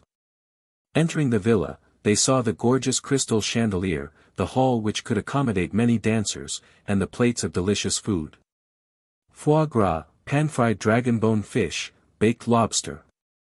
Ormer grape wine, misty champagne. It's exactly the same as the magazine's description. Stellan looked at the food with curiosity, thinking that she could have such a meal on a holiday or during New Year's if they scrimped a little. Except for the Ormer wine and the misty champagne, she finally added in her mind. At this moment, her gaze suddenly straightened as she saw a young girl wearing a beige palace dress walking over. The girl had blonde hair and green eyes, and she was abnormally beautiful. She wore a pair of white silk gloves with a pair of small beautiful emerald earrings. She exuded pureness and elegance. She's just like an angel. Even though she had always been proud of her appearance, Stellan couldn't help but exclaim in admiration, and she felt an inexplicable sense of inferiority at that moment. Hello, she clumsily greeted with the etiquette she had just learned. Hello, the girl returned the greeting gracefully. After they had passed each other, Stellan accompanied her husband and Mary to meet the distinguished guests and the noble, Mr. Hibbert Hall. After a while, she walked to the balcony by herself, intending to ease her mood. However, she unexpectedly saw the angelic girl from before. She was looking out over the landscape, a large golden retriever obediently sat beside her rose ribbon-rimmed shoes. It's so cute. Stellan made an attempt to make conversation. The young girl replied with a faint smile, let me thank you on Susie's behalf for your praise. As she looked at the duo, Stellan suddenly felt that she should own a similar pet for herself. This was the only way to showcase the Sammers' dignity. She asked in a measured tone, I heard that the nobles rear a lot of hunting hounds. Is this one of them? Yes. The girl whose emerald green eyes looked more enchanting than her earrings gems lightly nodded. May I know how much money is needed to buy one? Stellan asked with a smile. The pure and elegant girl looked down at the huge golden retriever and, without minding the question, answered with a slight smile, £450. On a luxurious carriage on their way leaving Count Hall's villa. Luke was chatting with Ma'am Mary about the distinguished guests, such as the chairman of the National Atmospheric Pollution Council and chief of the National Weather Service, Sir Der Shaw, or the council member of the National Atmospheric Pollution Council and president of the Royal Meteorological Society, House of Commons Member of Parliament, Mr. Cave, or Mid-Seashire Medical Health's Director in Charge and renowned doctor, Mr. Hawksley. They were all influential figures in the government, and the royal family or parliament. And the council's final report would be the most important basis for the planned Anti-Pollution Act and Smoke Emission Act. The Coim Company, which specialized in anthracite and charcoal, was trying to promote and expedite the development, disrupting older but larger competitors from handling the changes. They will certainly not be stingy with their money and will certainly lobby the heavyweight members of Parliament to interfere with our investigation.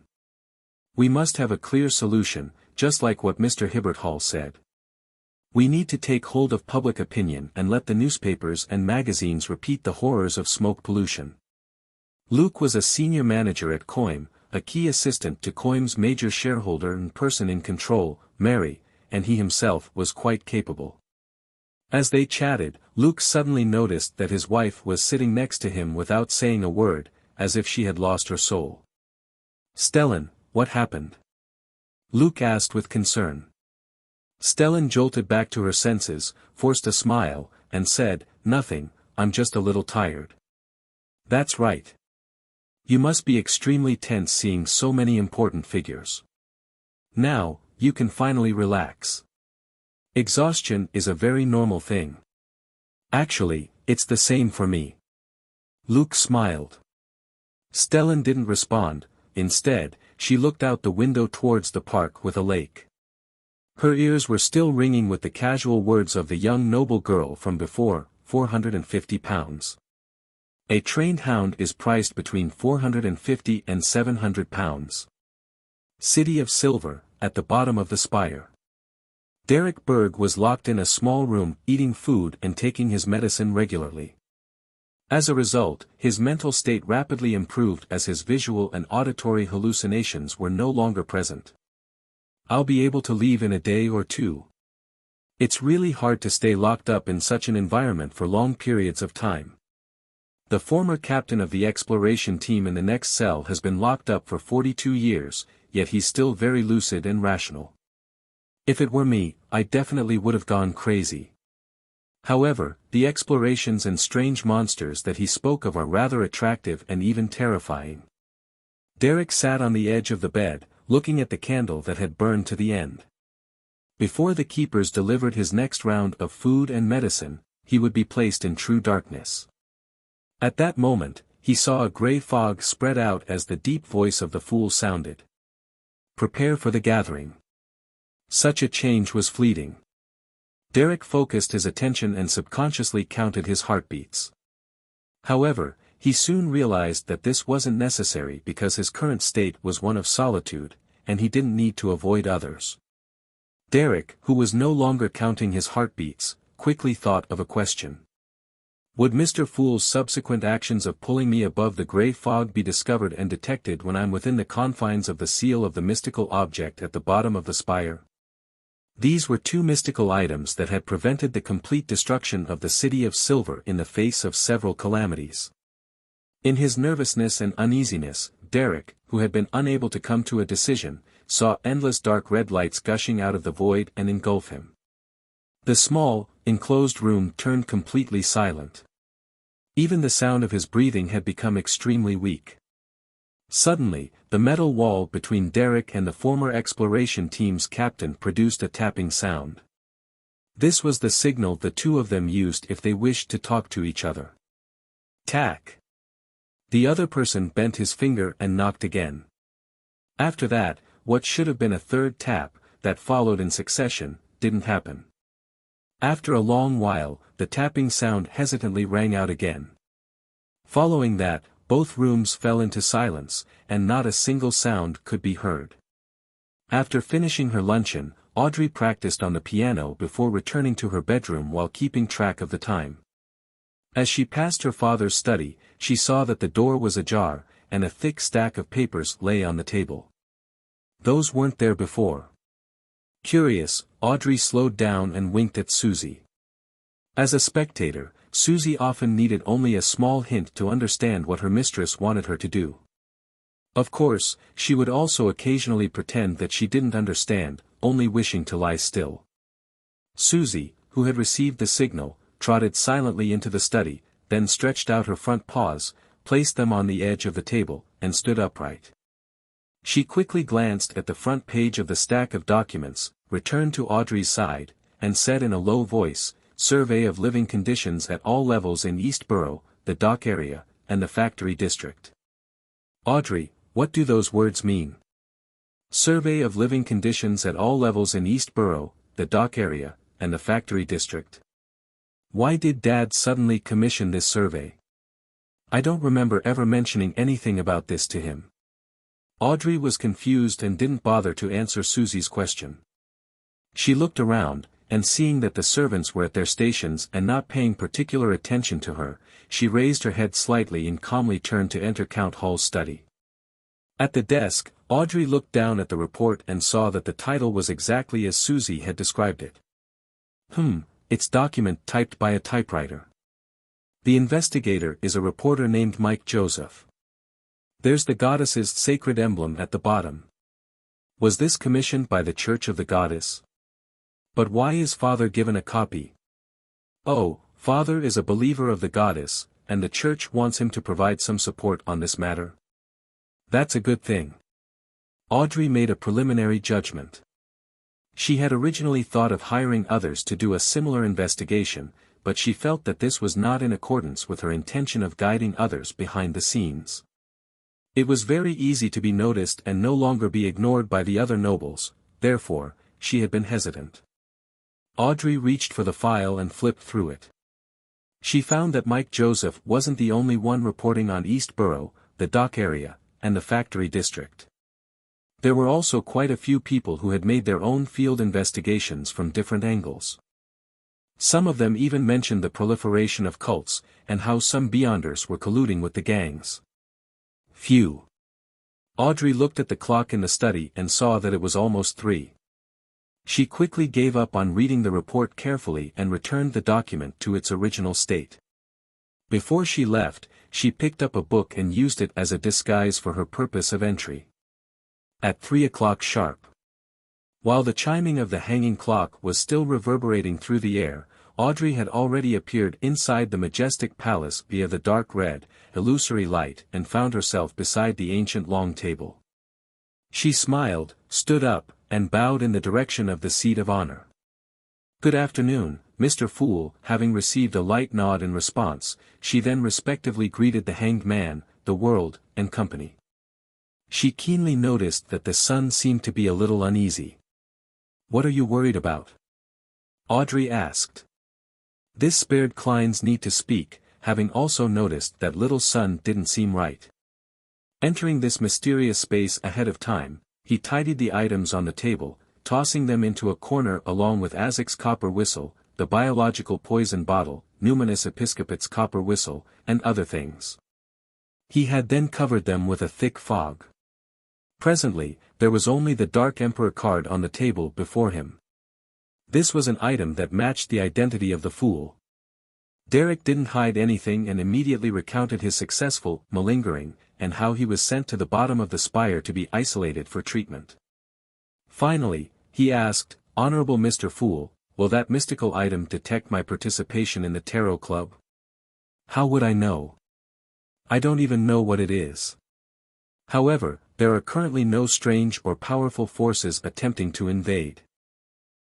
Even the eternal blazing sun and the true creator couldn't find this place. Klein tapped his finger on the edge of the long bronze table and replied in a relaxed manner, "Generally speaking, it wouldn't make any discoveries.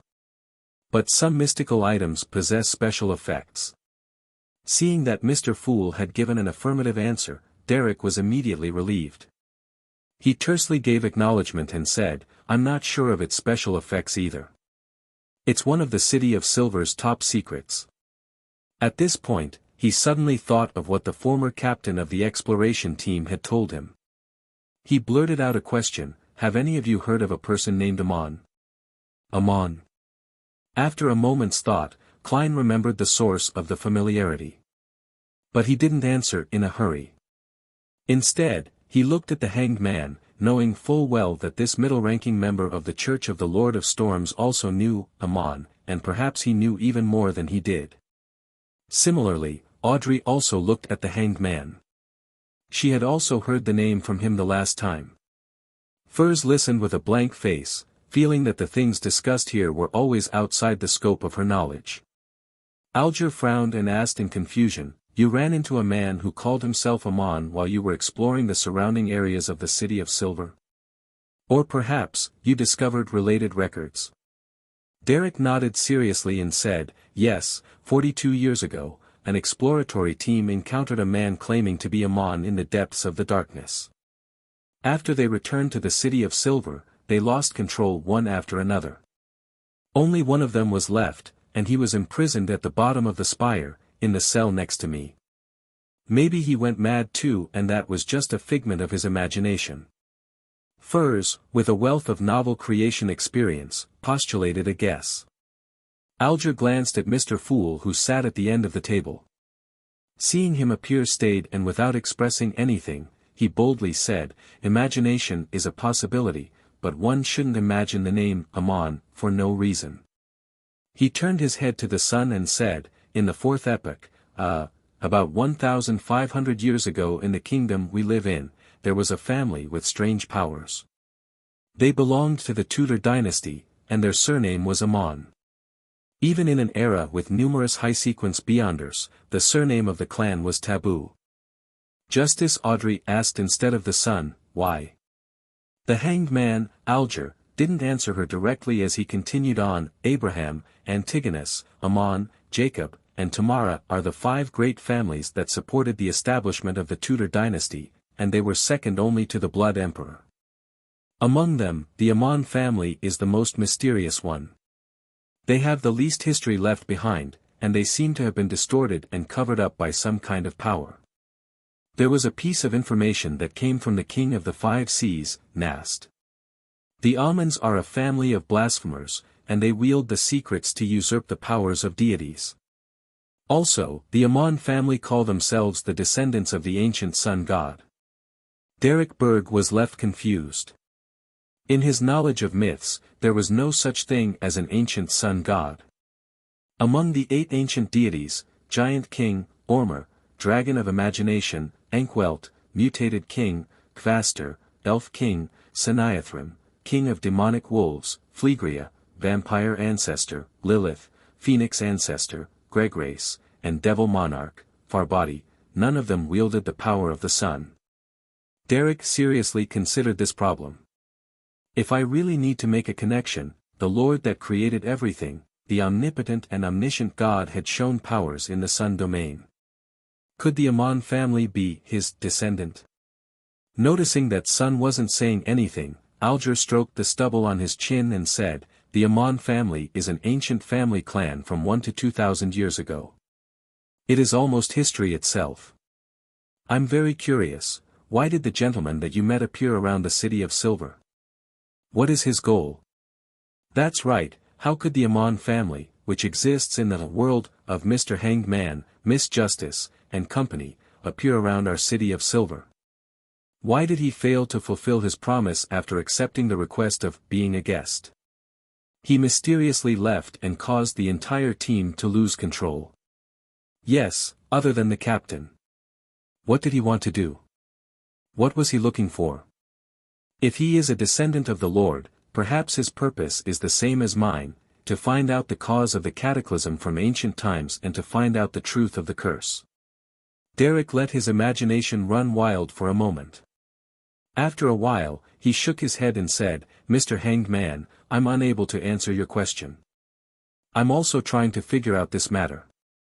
Alger replied, looking somewhat disappointed, "Try to communicate with the former captain in your neighboring cell more.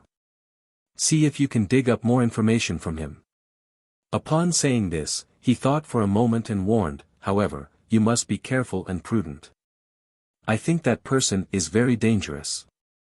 "Very dangerous? You think so too?" Derek asked, feeling somewhat surprised. The elders of the 6-member council also thought the same. The hanged man looked up at the lofty dome and took a deep breath. "Those who don't think so are the ones without sound minds." Seeing that the sun was still confused, He shook his head and said, "He's the only surviving member of the exploration team. Just this matter alone is enough to prove that there's something tremendously wrong with him. He's been in the dungeon facing rampagers for 42 years, yet, he remains very lucid and rational. This shows how weird he is. Compounded with the matter regarding the mysterious Amon, the danger is obvious." These were the little bits and pieces that Derek had thought about in the past, but he hadn't yet connected together. When he heard that, he suddenly became enlightened and immediately said sincerely, "I understand. Thank you, Mr. Hanged Man." Audrey, who was listening attentively and observing, resisted the urge to cover her face with her hand. She felt that the son was even more naive than she was. Seeing that everyone's curiosity had been satisfied, that even the gloomy Mr. World had slightly adjusted his posture, and that the son didn't seem to have any other requests, she turned her head to the end of the long bronze table and said with a smile, "Mr. Fool, I request a private exchange." Again. Klein was amused as he nodded and said, "Sure." He immediately shielded the senses of the Hanged Man and company, rather than isolating himself and Miss Justice.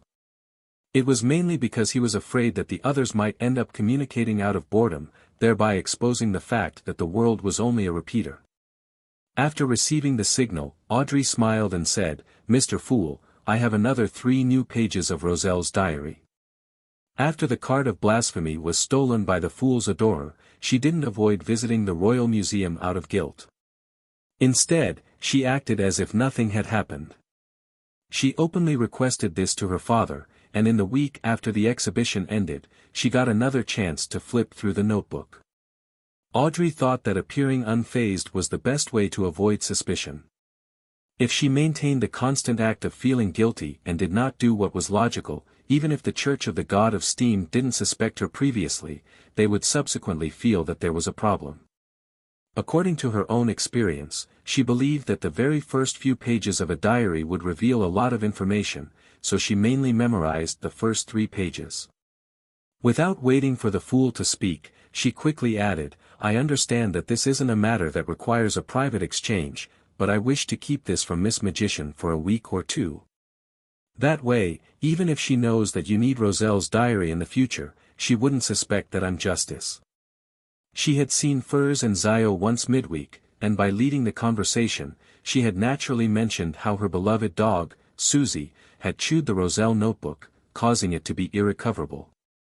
Typically speaking, she no longer needed to hide the fact that Mr. Fool needed Roselle's diary, but using her telepathist abilities, she simulated what Furs would think, believing that she would have such a thought.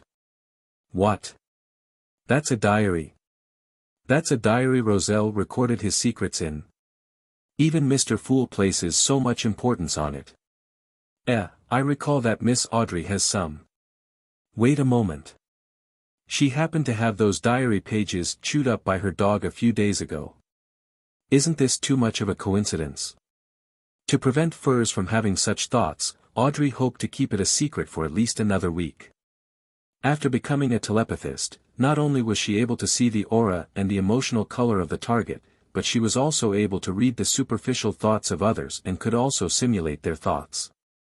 Thus, she understood one thing, that in the process of guiding others, she had to try her best not to be abrupt or act against logic and reason. Only when all the details were subtle enough and reasonable enough to make the target not realize that she was being guided, would she be considered a qualified telepathist. Subtle and reasonable are the 2 most important keywords. Audrey concluded in her mind. The reason why she went to read Roselle's notebook again was precisely to avoid being unreasonable. She truly is worthy of being a telepathist. She's recognized long ago that Miss Magician is one of the 2 people that she had recommended. Klein smiled in a noncommittal manner. "What do you want to exchange those 3 pages for?" This question was asked with confidence because, after obtaining the Book of Secrets, his greatest weakness in the field of mysticism had already been bridged. As for the secrets of the other deities, as well as his knowledge of sequences, he knew a lot about them. Just any one of them was enough to deal with Miss Justice. "We will still be friends if you don't talk about the psychiatrist formula." Klein lampooned in his heart. Audrey had already long thought of her question. She remained reserved for a second before saying, "Mr. Fool, I wish to ask one question. Why is it said that the cards of blasphemy hide the profound secrets of the deities?" "Great question." Klein smiled secretly. Giving her a look for her to figure it out herself, he said deeply and calmly, "Sequence 0, Dark Emperor." "Sequence 0? There's still a Sequence 0? There's a Sequence 0 above Sequence 1. Is that a sequence representing a god? The Dark Emperor is a god?" A series of questions suddenly surfaced in Audrey's mind. This caused her to be pleasantly surprised, satisfied, and shocked. Restraining her agitation and unconcealable excitement, she took a deep breath and conjured the 3 pages of Roselle's diary. Klein took it, took a quick glance, and confirmed that this was not one of the ones he had seen before. February 23, 1143. I've transmigrated to this world for more than a week. I have to write something down and describe the things I have encountered, or I feel like I'll go crazy. If I write it in simplified Chinese, I'm sure that no one will be able to decipher it. This world uses alphabetical words. I am now Roselle Gustave, but I'll never forget my real name. Huang Tao. I don't know how I transmigrated either. I carefully recalled and thought about it for a long time, and then I remembered that a few days before my transmigration, I bought a very mysterious silver plate with some strange symbols and patterns engraved on it. It was extremely interesting. However, it did not reappear after my transmigration here. It's not my cheat item. This is a world similar to ancient Europe. It's after the Renaissance, and cannons and guns have appeared, but they're rather crude and primitive. As for me, Huang Tao Roselle Gustave, as a fan of online literature, I loved reading transmigration with technology genre novels. I know quite a lot of useful things and specifically read up on the corresponding knowledge. This is the stage where I can display my abilities. But, I realize that my F***king memory isn't good. I've almost forgotten everything. The heavens allowed me to transmigrate to another world, but I wasn't given an outstanding memory or a system. Nor was I given a two-way door. How can I survive like this? Alright, I'll start with some details. When I have the money, I'll hire a bunch of craftsmen, inventors, and scientists. I'm only responsible for giving them ideas. It's been a long time since I've felt so full of anticipation for the future. But I still miss Mom and Dad a little. Besides, the entertainment in this world is too monotonous. The 1 or 2 maids don't look that good, and their entire bodies exude rustic vibes. It completely shatters my imagination derived from Hongxiu. Calm novels. I haven't finished reading Lin Gao's 500 Good-for-Nothings, and there are so many beauties that are awaiting me on TikTok. The games, Kings of Glory and PUBG, are still waiting for me. Thinking about them makes me feel a little depressed. As Klein read, he nearly frowned. Initially, he had determined, from the appearance of Pirate King and the 4 Horsemen of the Apocalypse, that Roselle had crossed over 3 to 5 years earlier than him.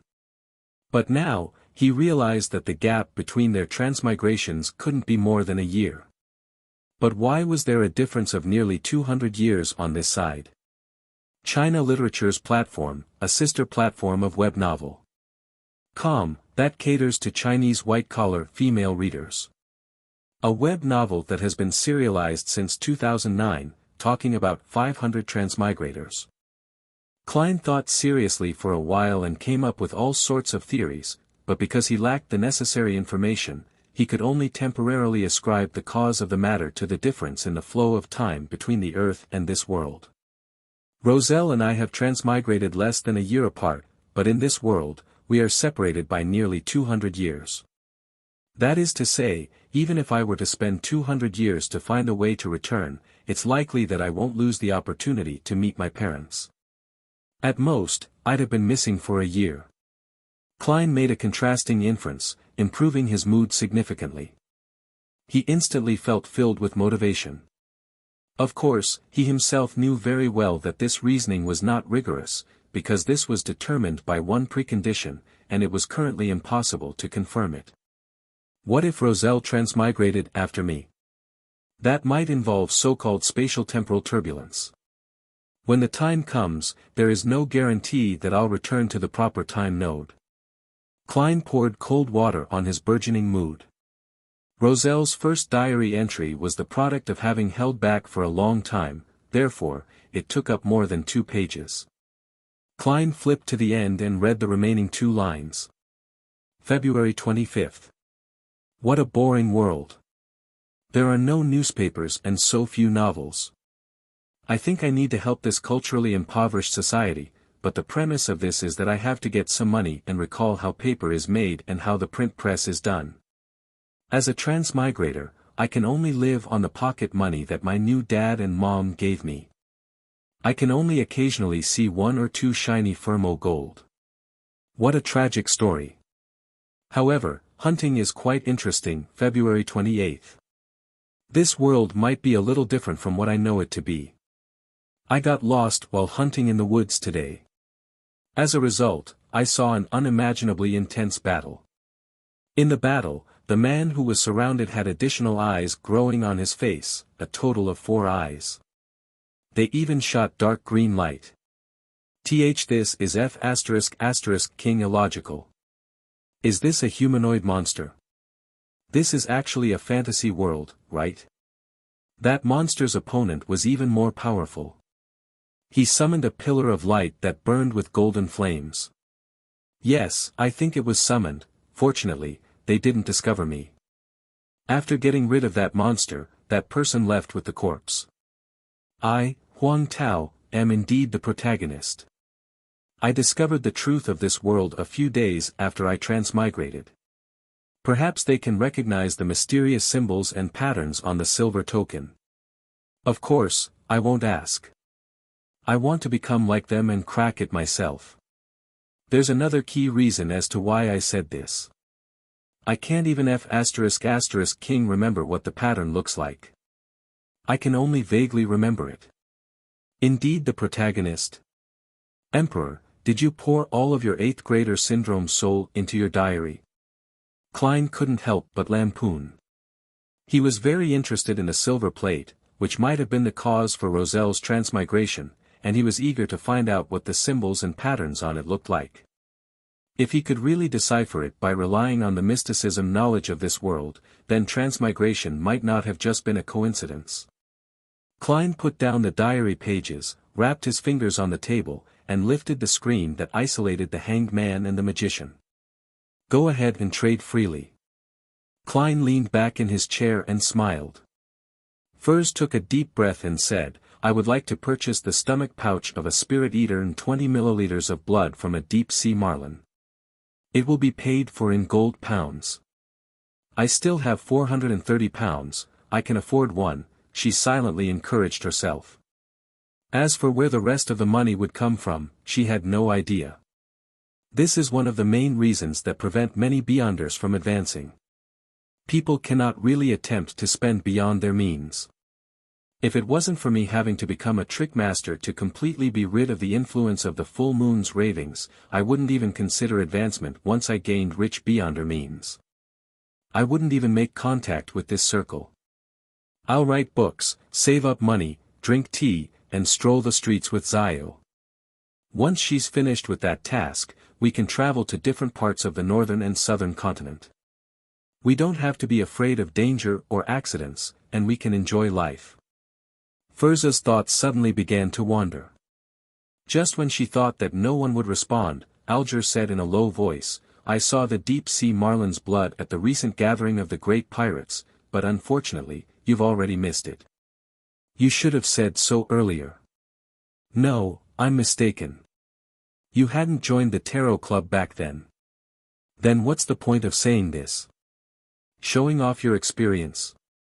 Furs curled her lips secretly but said in all seriousness, Mr. Hanged Man, please keep an eye out for me. I can accept a price between 300 and 400 pounds. Alger sneered. The sea is even vaster than the land. Pirates might not even meet each other in half a year. Even on the islands that they dispose of their loot, beyonder ingredients are seldom gathered. Only big cities like Backlund, Trier, St. Millum, and Fanepotter can have many ingredients gathered together. From your accent, you should be a Backlund citizen, or someone who has been living in Backlund for many years. You mean that I still need to rely on myself? Furs almost looked up at the high dome. At this point, Derek said, I know roughly where a few spirit eaters are active. But I don't need the gold pounds you people talk about. Furs said with a fake smile, what do you want? The formula for the Solar High Priest potion. Audrey quickly answered inwardly. Derek thought seriously and said, the Solar High Priest potion formula. That's a sequence 7 formula, right? I've heard of it, but the formula for this sequence is at least 750 pounds, and if you're in a hurry to get it, it can be sold for more than 1,000 pounds. Furthermore, the stomach bag of a spirit eater and blood of a deep-sea marlin do not exceed 400 pounds each. They're only worth 300 pounds most of the time. Do you understand me? Furs tried to make it clear to the son that this was not an equivalent transaction. Without hesitation, Derek replied, I can give you 2 or 3 of the spirit eater's stomach bags. As for the additional need for a deep-sea marlin, he didn't even consider it. He had never even seen the sea before. What can I do with the additional spirit eater's stomach bags? Roast them or fry them? To be honest, I have no idea when I'll be able to sell it. Most importantly, I'm unable to afford the formula for Solar High Priest. Furs forced a smile and said, I'll try searching. She thought of the masked eternal blazing sun believer at Mr. A's gathering who was good at purification. She thought of the band of light ring, and she believed that she could get a clue to the potion formula of Solar High Priest. But I don't have enough money. Furs thought for a moment, touched her face, looked around, and then asked with great sincerity, everyone, do you have any good ways of earning money? As soon as she finished her sentence, she realized that everyone had fallen into silence. Silence could be described by the soundless palace and the quiet gray fog. From the looks of it, everyone faces this conundrum. As for Mr. Fool, he doesn't need money. Furs wisely shut her mouth. Isn't the best way to make money be from owning farms, mines, plantations, factories, stocks, etc.? Oh, you can also go through the kingdom's bounty notices and complete them in accordance with the price and the period of time at a bearable level. Audrey knew that she didn't have any real experience in making money, so she could only respond with a few words in her heart as if she was joking. Might I interest you in bicycle projects? Klein resisted the urge to manipulate the words of the world, which would expose his true identity. After waiting for a few seconds, he maintained an unfathomable posture, making the world gloomily and hoarsely say, help me keep a lookout for the 1,000-faced hunter's mutated pituitary gland and blood, as well as a human-skinned shadow's characteristic and a deep-sea naga's hair. Although Klein only had 589 gold pounds left, he now had the beyonder characteristic of a werewolf and the biological poison bottle. Furthermore, he was considering to find an opportunity to turn the former into a mystical item and then sell one of them. In that case, that's more than enough to match the cost of sequenced 6 beyonder ingredient. Therefore, he planned to have the members of the Tarot Club help him pay attention in advance so that he wouldn't miss them. All right. The son, Derek, answered first, but he made no promises. Compared to a spirit eater, human-skinned shadows and 1,000-faced hunters aren't monsters that are easy to encounter. 1,000-faced hunter. I think I've seen a fossil of it, Justice thought as she replied, yes, I'll confirm that after I return. That fossil was in Duke Negan's treasury. If it's already a fossil, its beyonder characteristic has probably long been taken away. Klein manipulated the world and nodded noncommittally. After a moment of silence, Alger said, help me keep an eye out on a person who was involved in the disappearance of the colonial slaves that was mentioned before. He calls himself Balin, a man with reddish-brown skin and has the clear characteristics of a southerner, but someone has overheard him speak in a Backlund accent. The third tooth on his left is missing, but it could very well have been replaced. In addition, there's nothing special about him, and his height is also quite average. If you can find traces of him, there will be no problem with the reward at all, with it being at least £100 or something of equal value. Even divination can't be completed with such a description, let alone carrying out a search for the person in the real world. Klein looked around and said, "Continue with your free exchange." At the end of the tarot gathering, Derek returned to the real world and found himself in the dark, cramped room. He sat on the ground cautiously for a few seconds, but he didn't discover any unusual changes. He was finally able to let out a sigh of relief. Remembering that Mr. Hanged Man had advised him to talk more with the former exploratory team's captain, Derek walked over to the corresponding metal wall, bent his fingers, and tapped on it. Tack! Tack! He completed his signal, but there was no response even after a long time. Did he fall asleep? Or was he taken to the six-member council? Derek wondered while looking at the dull metal wall. At this moment, an elderly and fleeting voice came from the bed behind him. "Are you looking for me,